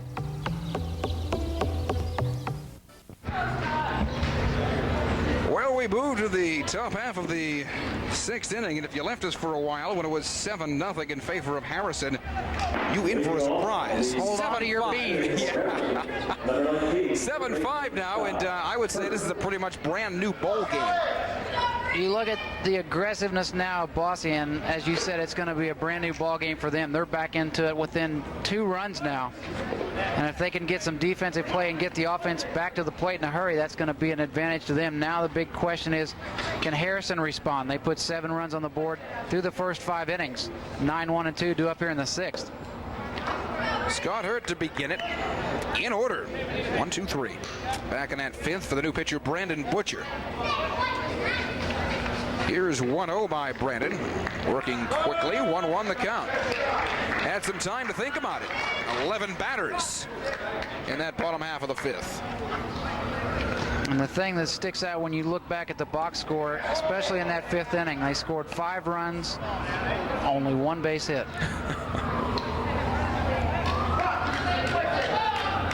Here's the 2-1 now.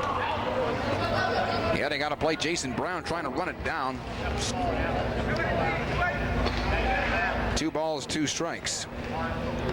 Scott tonight 0 for 2, flew out to the third baseman back in that second inning, and then a strikeout victim for Scott Riley, who came on after Jason Brown, the starting pitcher, struggled a little bit. Harrison scoring 4 runs in that first inning, adding another one in the third, and then 2 more in the fourth. All Bosse's damage a half an inning ago in the bottom of the 5th. 2-2 pitch. High and inside, 3-2. Brandon Butcher is sat down the first 3 he faced, but he loses this one. Scott Hurt, the walk trot to first.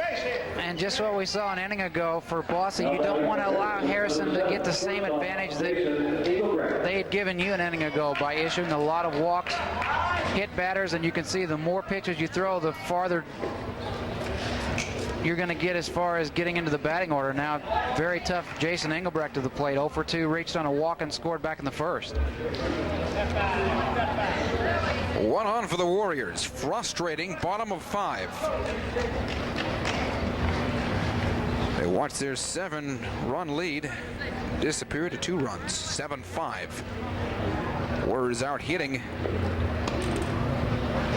the Bulldogs 6-4. We've had a few walks. A lot of pitches really by both staffs today. 1 ball, 1 strike, Jay Engelbrecht. Had a rare error against him in this game.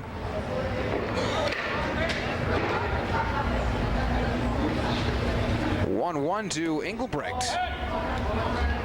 High on Jay and a 2-1 count. And I think when you look at Harrison, you've probably got the toughest hitter to face in Don Kelly. You've got the toughest one to pitch to in Jason Engelbrecht. And he does everything within his grasp to get on base any way he can. 2-1 pitch to Jay Engelbrecht. Tries to butt himself aboard. He'll get the job done over here at first. Almost threw it away. Jason Brown with the reach. We have 1 away. Brings up center fielder Sean Bennett. For 1 today, he's been on base twice, both times with a walk. Walked and scored in the first, walked and scored again in the fourth.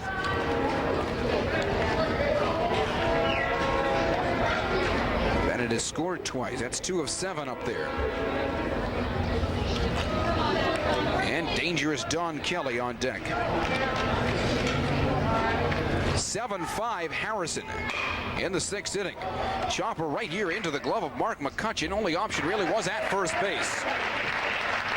Looked him back over at second. Going nowhere was Scott Hurt. There's a big second out with Kelly out. Good play right there by the third baseman, McCutcheon. First chance that we have seen Mark on the defensive role. Yesterday with Matt Jakes pitching a little bit different defensive lineup behind the pitcher, but doing a good job there over third base today.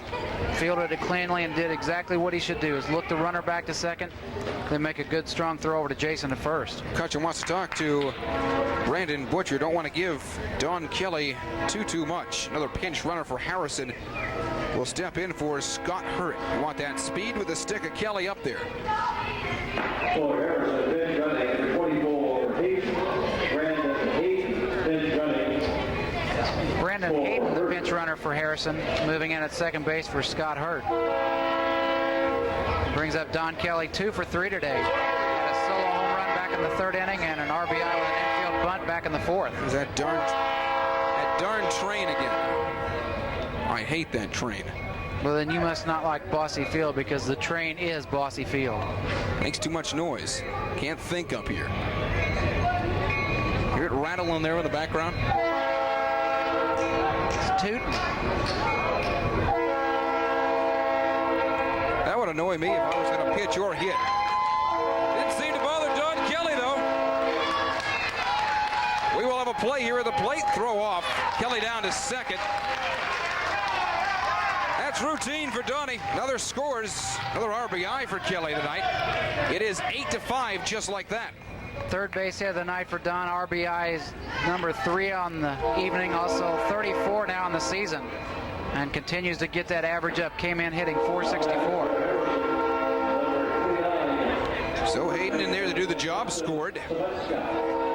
Dwelling for Scott Hurt. Another extra base hit for Don Kelly tonight. Inside, strike one to Justin Saveska. Justin tonight 1 for 2, had an RBI double back in the first inning and walked back in the fourth. 0-1. Toby Wolf on deck. Bunt 2 away here for Bosse. 8-5 now. Harrison. And right through the legs of Chris McCutcheon. Easy down to third is Don Kelly. And that's the ability of good base running. He saw the throw coming into the plate last time on the single, so he took second. No throw from the catcher McCutcheon, and that one just under the wickets. You can see he dropped down but didn't get the glove low enough, so now you've got a runner at third base. Possibility of Harrison scoring another run on another pitch in the dirt. 1 ball, 1 strike. Nice pitch by Brandon Butcher.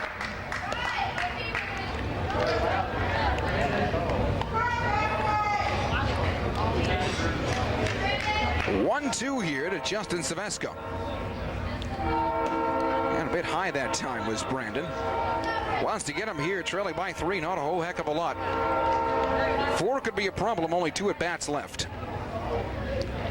Although they picked up 5 in that 5th, but you know Andy Rice knows it's not going to happen again. Hit the batter. We've seen a couple of those tonight. First hit, Brandon Butcher. And it's first and third. First Harrison batter that's been hit. Bosse hit 2 times back in that 5th inning. One of those 2 coming around to score. So now you've got first and third, 2 out. And Toby Wolf, who's 2 for 3 tonight. RBI single and scored in the first, and then picked up another RBI with a single back in the fourth.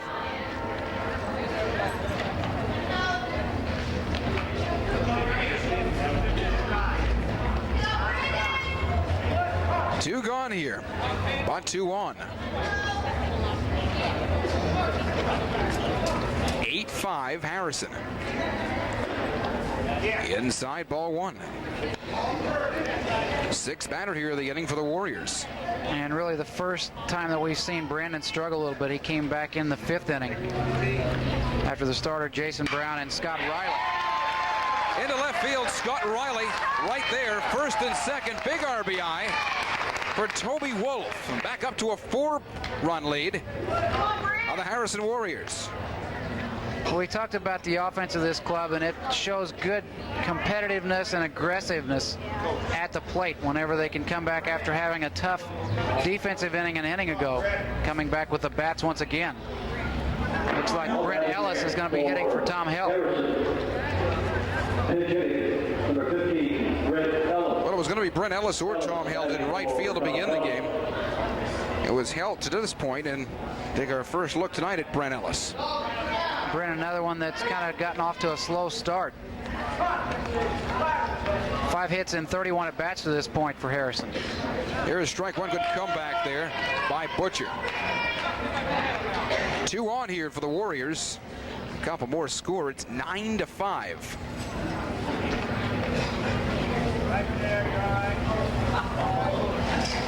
Nothing at 1 to Brent Ellis. 1-1 the count. Had some productive half innings, haven't we? And again, a lot of pitches being thrown from both sides, making this game a little longer than it actually is. 1-2, big cut by Ellis. Butcher going to try to get out of it with just 2 scoring. Hayden scoring for Hurt. Don Kelly off the bat of Toby Wolf.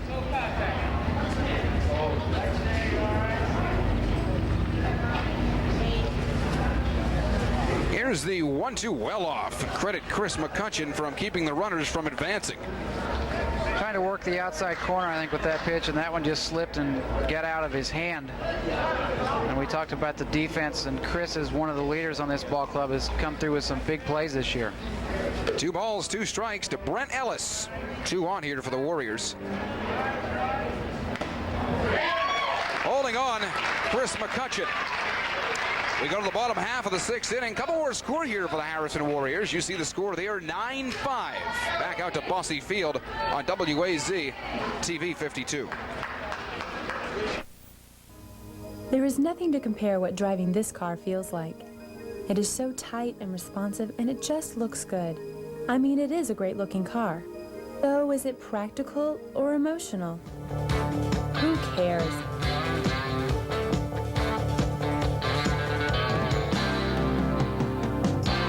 The Miata is my ultimate tanning machine.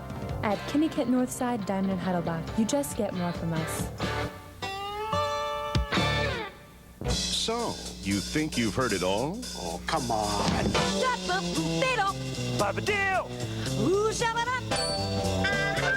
Can I say something? Nope.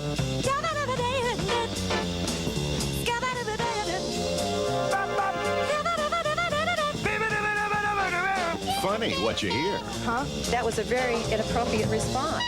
On the People's Court.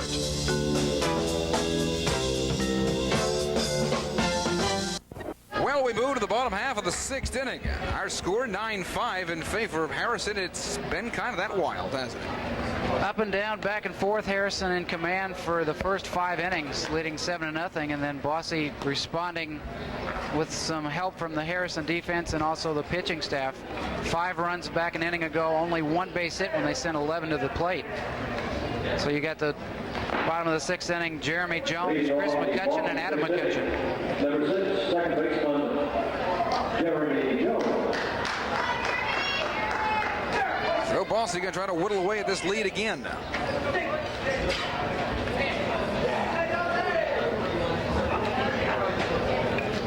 Here's the first to Jeremy Jones. Ball 1. Chris Lee in for his 2nd inning of work. Came in back in the 5th inning when starter Jim Lynch ran into some problems. Faced 5 hitters. Picked up a couple walks, also allowed a run to score with a bases loaded walk to Yunker. 2-0. One hold off, 2-1 the count. Jeremy tonight 1 for 2, had a single back in the 1st inning to right field, walked and scored in that 5-run 5th inning. Came into the game hitting .289. Base hit, 1 hopper to Don Kelly. And Jeremy Jones continues to hit the ball well. He's been on a number of times tonight. Continues to really provide a lot of offense, and that's basically what the entire starting 9 for Bosse has done all year long. Everybody's come through with the big hits. Probably no bigger than Chris McCutcheon back an inning ago. He had a 3-run triple and later came around to score in that inning.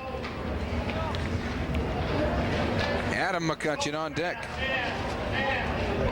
Jeremy Jones out by a couple over at first. 1 on, nobody out. Bosse 6th inning. Bulldogs trailing 9-5. At one point they trailed 7-0.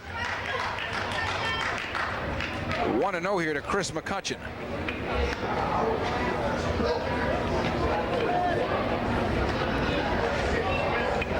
Keep an eye on Jeremy Jones. 1-0 pitch. Again, this takes a ride in left field. Don Kelly going to back up here, and that is going to be a fair ball. We have seen 2 home runs tonight by 2 of the bigger sticks on the east side. It was Don Kelly earlier, and why not? One of the most underrated players in Evansville, Chris McCutcheon. Well, we talked about it the last time he was up. He was due then, and that's when he came through with a big 3-run triple. And this is the atmosphere that I think Bosse and the players and the fans have really come to expect. Every game, they've got a chance to really get involved in the game regardless of what the situation is, and they've responded not so much with their sticks last inning as the ability, because Harrison gave them the chances. But right now, back-to-back hits, a big single by Jones to start the inning, 2-run shot off the bat of Chris McCutcheon. Here's Adam McCutcheon. My, oh my, 9-7 our score.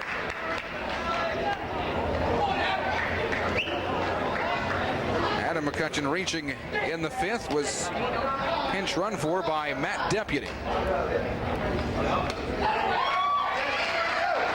And a count 2-0 here. In nobody out, so early trouble here for Harrison. 9-7.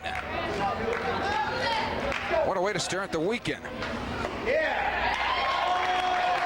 Come back by Chris Salee, 2-1.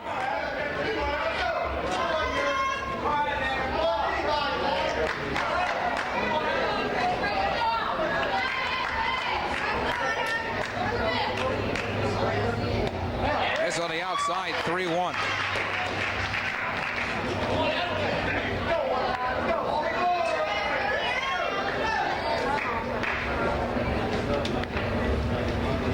Three-one pitch. Out of there on that corner. And this is where a coach really looks for that aggressiveness to come out on a pitcher, especially in a game like this when you look at Bosse putting 7 runs on the board the last 2 innings. To reach down and find that extra throw. The throw off by Engelbrecht. Talk about uncharacteristic. Adam McCutcheon got the worst of that, and he's hurting down there at first. Well, you could see a ball that was kind of off to the side of Jason. He did a good job getting over, but then the throw pulling the first baseman off the bag, Justin coming off to get the throw, and then he made contact with Adam, who was going down the baseline.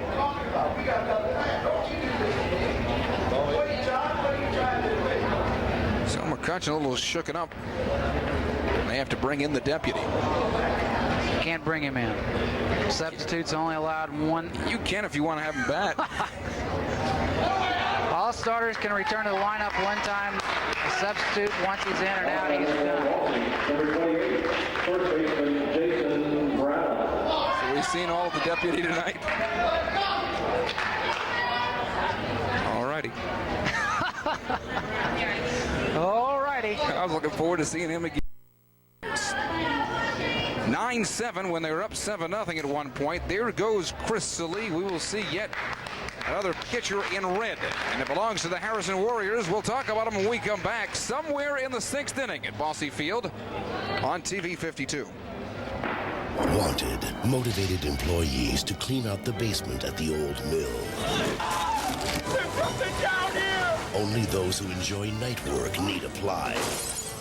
But there's something you should know before you're hired. What is it? No one earns any overtime on Stephen King's Graveyard Shift.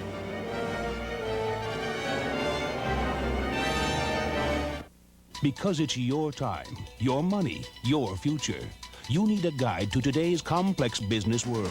Fast, early, before you start your business day. Good morning and welcome to this morning's business. From the boardrooms to the assembly lines, who's leading the pack and who's bottoming out. Now for a final look at today's top stories on the economic front. Wherever the changes are taking place, your business future begins with this morning's business.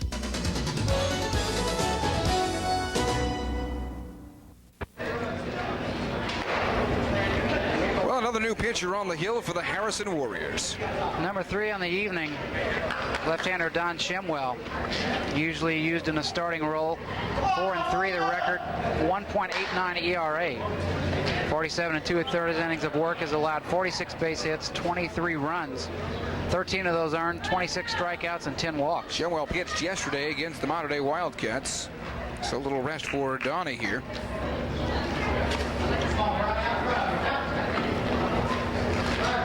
And a 9-7 ball game. Brings up first baseman Jason Brown. 1 for 3 tonight's been on base twice. Reached on a fielder's choice back in the first inning, had an infield single back in the 4th, and then popped out to Jason Engelbrecht at shortstop back in the 5th. So 1 on for the Bulldogs, tying run right here at the plate, Jason Brown. Yeah! Down low for ball 1. Don Shemwell in for Harrison. Combined, we've seen half a dozen pitchers tonight.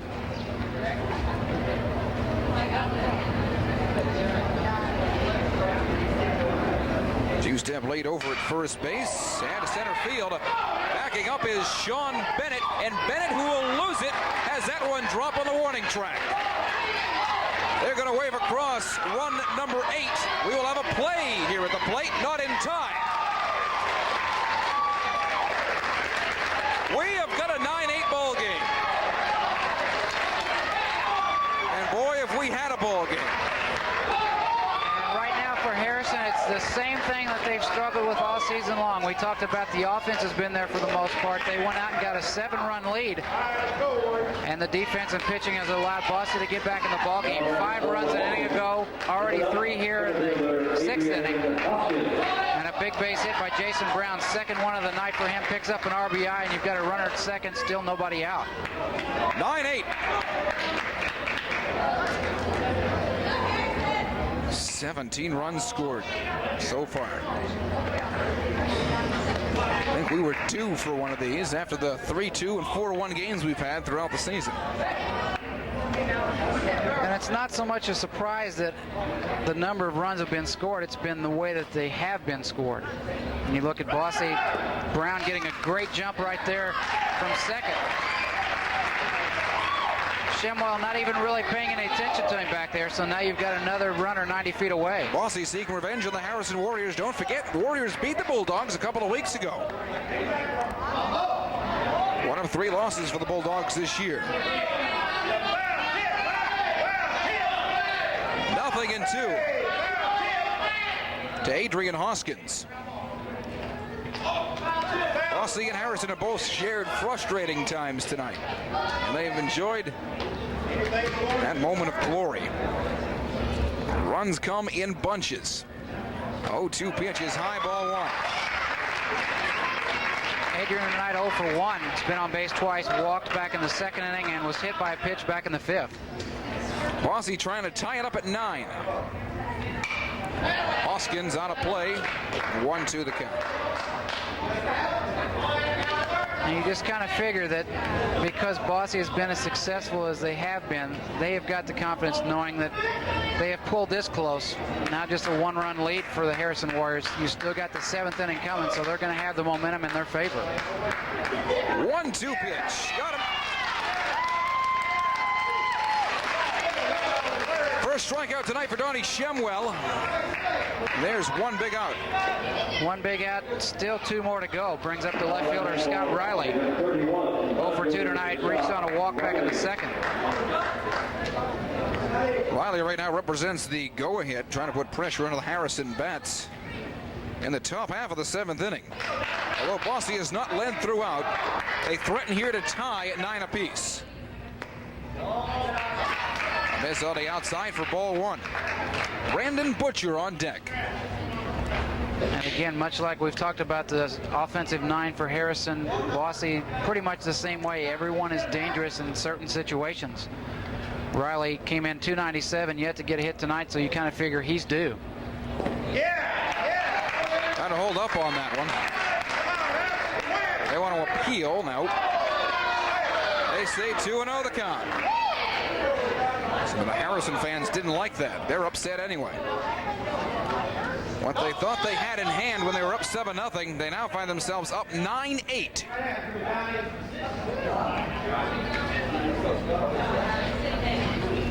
Here's the 2-0 pitch.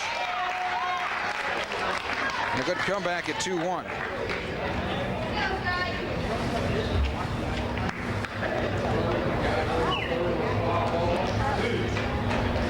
Feet away, the tying run. That is Jason Brown.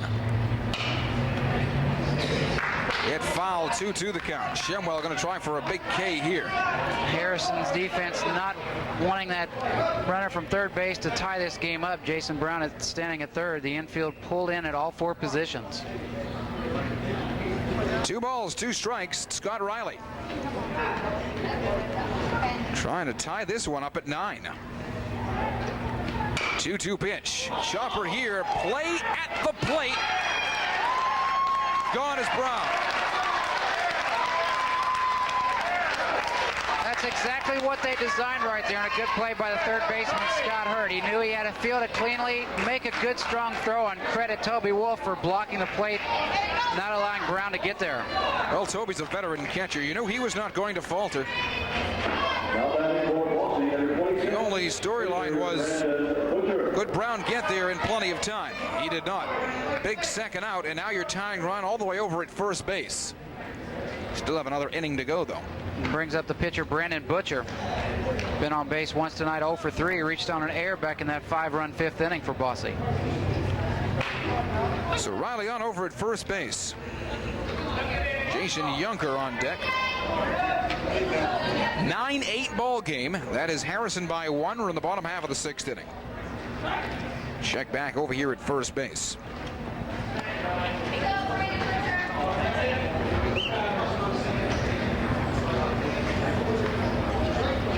Two-step lead over at first. The batter.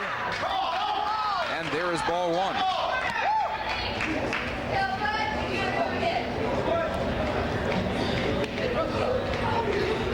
Well, this is a game, if you're Bosse, you like to see the aggressiveness, and they never have died. They've come back and made this a contest. If you're Harrison, it's going to drive you crazy. They may have him here at second. See ya.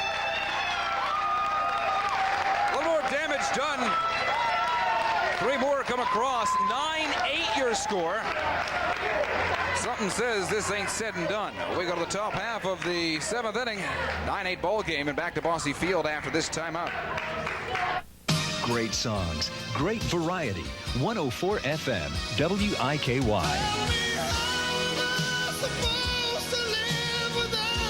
WIKY.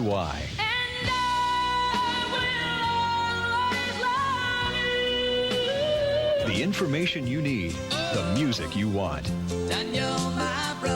For great songs and great variety, it's the Tri-State's favorite, 104 FM, WIKY. I dreamed all of the animals will be safe forever. I dreamed our water got clean again. I would like more trees to grow. And the ozone layer will get strong again. Fish are neat, and I don't want any of them to die.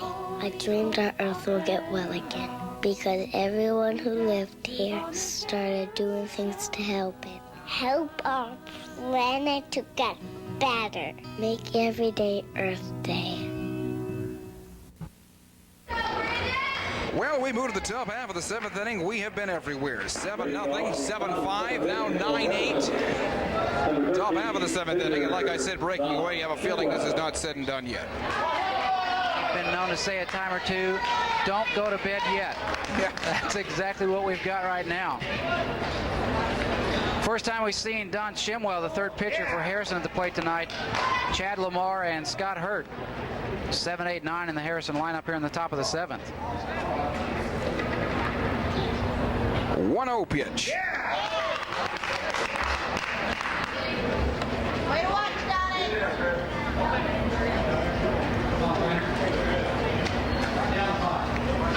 Chad Lamar back on deck for the Harrison Warriors.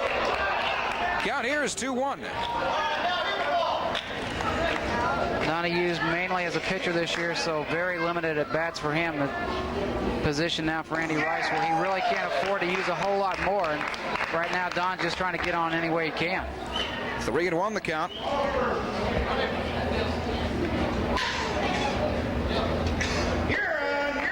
And we'll bring the count full. It's been one of those games where just when you think something's about to happen, it turns and fools you. He got him! And there's the first big out on the top of the 7th. Third strikeout of the night for Brandon Butcher. Came back in the 5th inning. Shut Harrison down 1-2-3 in that inning, and then allowed 2 runs back in the 6th inning. Chad Lamar, the second baseman, 0 for 3 tonight. Actually 0 for 2. Dwayne Causey pinch hit for him back in the 5th. Into center field, Adrian Huskins trying to hold on. They say no. That's tough to see. That's a judgment call. You saw Adrian make contact as he came in to get the ball. Now he bobbled. Whether he held on before that touched the ground, I don't think we'll ever know. His back was to us, and umpire ruled that a fair ball. Tough play right there, and you could see Adrian came in, went down to his knees, and it looked like the ball hit either in his chest or his glove area, and then it looked like it might have fallen behind him because he acted like he reached back to pick it up. Tried to come up and show that he caught the ball. Down to second moves Chad Lamar.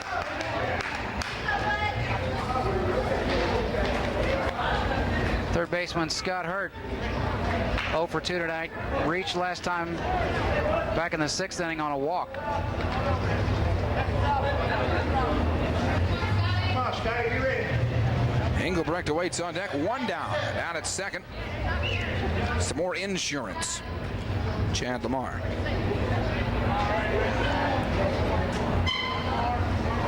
One-0 pitch by Butcher. And in foul grounds, Jason Brown has a gift. And there are 2 away. A 9-8 ball game. And the way Bosse's been hitting the ball, you look to the bottom half of their 7th inning, Doug. And I think it's going to be a big inning. Harrison has got one of their best pitchers on the hill right now in Don Shimwell, and it's going to be really his 2nd inning of work. An opportunity to try to shut down Bosse's lineup. Due up for Bosse in the bottom half of the 7th inning. Brandon Butcher, Jason Junker, and then back to the top and Brad Butcher. So here's Jay Engelbrecht with 2 down and some insurance down there at 2nd. There's strike 1 by Butcher. Jason tonight 0 for 3 has been on base with a walk back in the 1st inning, had a sacrifice bunt back in the 6th. And as we followed along all game long, when the big hits need to come from the big guys that are due, they have happened to this point so far. 0-1 pitch, Hopper right there in front. May have him down here at 3rd. That bubble wasn't enough. And they say safe at 3rd. Almost had him. Good recovery behind the plate that time by Chris McCutcheon. The 2nd time with Lamar on the bases that the pitch has been in the dirt. That one a little bit closer than the last one and a lot shorter distance between home and 3rd. And you can see the tag right there by Mark McCutcheon just a little bit late with the head first slide of Lamar. Here's the 1-1 pitch to Engelbrecht. Let her high upstairs, actually. 2-1 the count.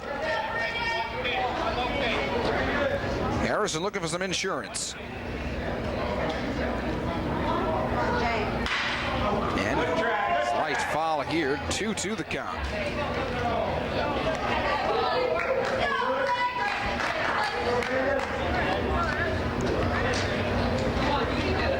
McCutcheon again out to talk to Butcher. And this is where you don't want to make a mistake, even though that you're still trailing by only 1 run. We talked about how important Jason is to this ball club. Come in with a good pitch. You don't want to allow him to go 3-2 on the count and then have him look for a specific strike. 2 balls, 2 strikes to Jay Engelbrecht. Sean Bennett on deck, 2 away. Reach for it. And we head to the bottom half of the 7th inning. It'll be the last call for the Bosse Bulldogs. It has been a good one to this point. At 9-8. High school baseball's Friday night continues after this timeout. Ed Sullivan knew great entertainment when he saw it. One of the hottest rock groups in the entire country. Here they are, some of their record hits. I think you're yelling much better this year. Great entertainment is back every week because Ed Sullivan is back.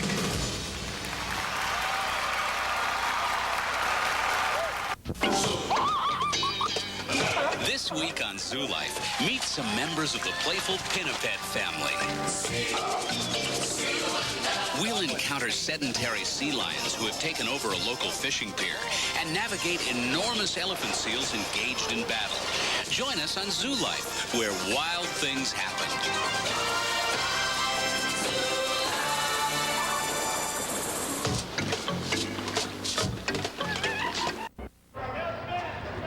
Last call for the Bosse Bulldogs. Bottom half of the 7th inning. It is Brandon Butcher, Jason Junker, and Brad Butcher. Those that are scheduled 8-9-1. And the way this game's been going, you really don't know what to expect here in the bottom half of the inning. Brandon was up at the plate when Scott Riley got picked off the last inning after Bosse put 3 runs on the board. 0 for 3 tonight at this point. Reached last time he was up on an air back in the 5th.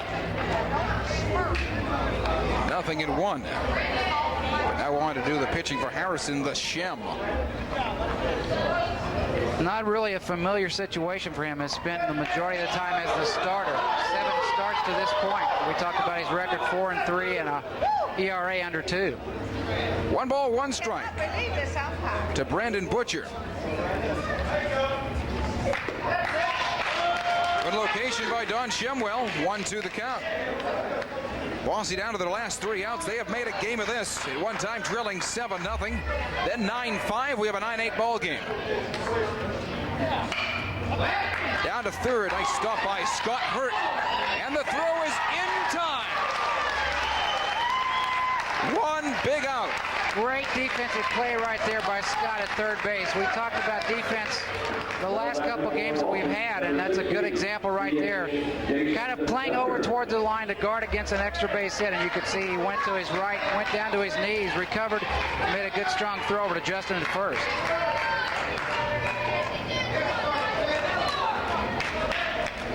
DH Jason Yunker up now. Not a bad job today. He's been up 3 times, walked 3 times. Had a bases loaded walk, picked up an RBI back in the 5th. I think even if Harrison wins this one, Doug, I don't think they're going to be in any mood to talk. Probably not, because they, as we saw through the first 5 innings, were basically in control of this ball game. 7-0 going into the bottom of the 5th, and then Bosse erupting for 5 runs in the 5th, adding 3 more, and inning ago in the 6th.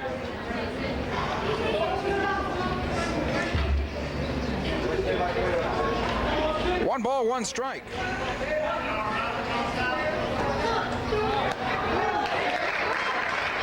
And a 2-1 count.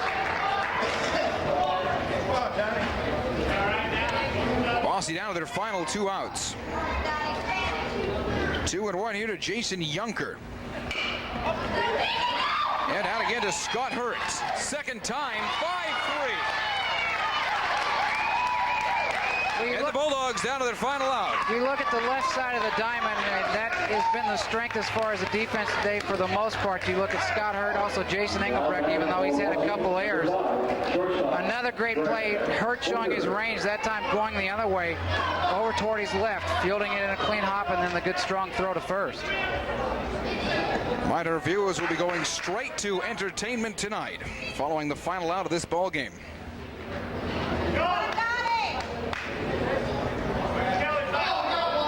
Bosse down to their final out here. Long one on a Friday night. Invite you to join us tomorrow morning. Set your clock for 10 a.m. It's not too bad to get up on a Saturday. It's Sports Talk. We will take your calls live. 10 o'clock tomorrow morning. Ken Wallace and yours truly. Little League Baseball tomorrow night at 10:30. We invade the West Side.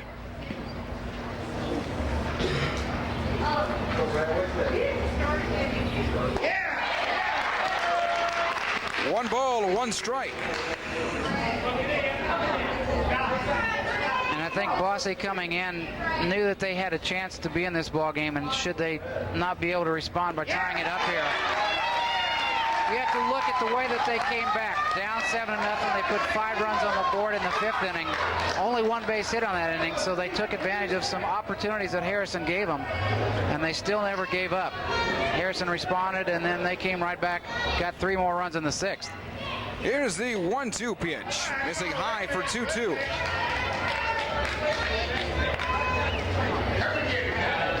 Nine-8 ball game. 2-2 pitch. Do it again.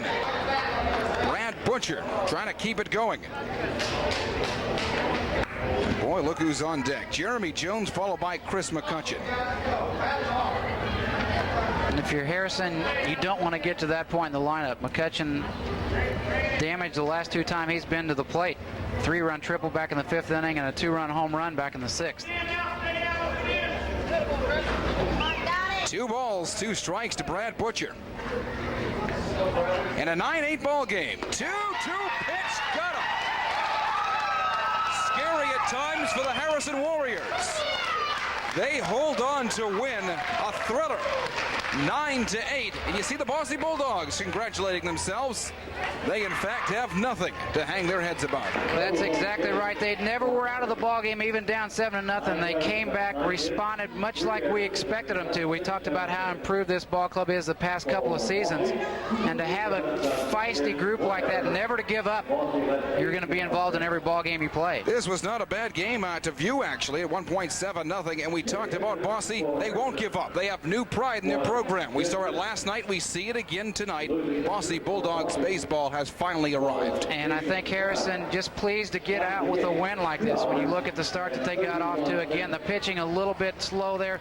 Defense kind of a problem tonight that allowed Bosse to get back in the ball game. But both of these teams right now at this point in the season are really looking to fine-tune 2 more weeks before sectional. Harrison has the last laugh. 20 games in the book. They have win number 13 on the season. The Bosse Bulldogs dropped to 8-4-1. For Doug Emig, I'm Darren Smith. John Tesh and Mary Hart standing by with entertainment tonight. Coming up next. Up our first of about 12 or 13 games here in the regular season. You look at both these ball clubs this year, they've both lost a lot. Harrison lost 13 seniors last year. North has only got 4 seniors returning. Yeah, a lot of new names in the lineup. You'll see that here tonight, beginning with the North Huskies. Doug, almost a whole new array of talent for Dan Sparrow. A rebuilding year, I think, for the Huskies. I think Dan realizes that, and you look at some of the talent he's got coming back. Some of the juniors. I've seen some experience as sophomores last year. We're going to see another couple sophomores in the starting lineup tonight. Not one senior in that starting lineup, but I think Dan is really experimenting early in the season, trying to figure out how the younger guys are going to work at some of the positions. Young talent, but one of the upperclassmen, definitely Matt Dillo. He should lead the team in hitting this year. Well, I think you look at the experience he got last year and, of course, saw a lot of play as an opportunity to step in really now and be one of the leaders on this ball club. And take a look at the Harrison Warriors. Jim Lynch, I will see second action here this season. Harrison pitching is not a problem. Well, it's kind of exact opposite of what we saw last year. When the beginning of the season started, I think Andy Rice realized that they had a lot of hitting. They had a big bat as far as the lineup was concerned. His big question mark last year was going to be the pitching, and this year it's almost the exact opposite. He knows the pitching's there. Jim Lynch, you mentioned, Donnie Shimwell is also back this year. The big question mark early in the season is going to be the offense. Not for Sean Bennett, though. He'll lead this team this year. He is one of the big ones coming back, and you look at what he was capable of doing last year. Another opportunity for an underclassman to step into a senior leadership role, and they've got 3 or 4 seniors, I think, that realize Harrison Warriors have really had a good tradition the last 3 or 4 seasons. It's going to be up to them to provide the leadership. On a Thursday night, we've got Harrison and North, our first call for high school baseball. Next. The attorneys at Berger & Berger know that after... Well, Bosse Field on a Thursday night with Doug Emig. I'm Darren Smith. We open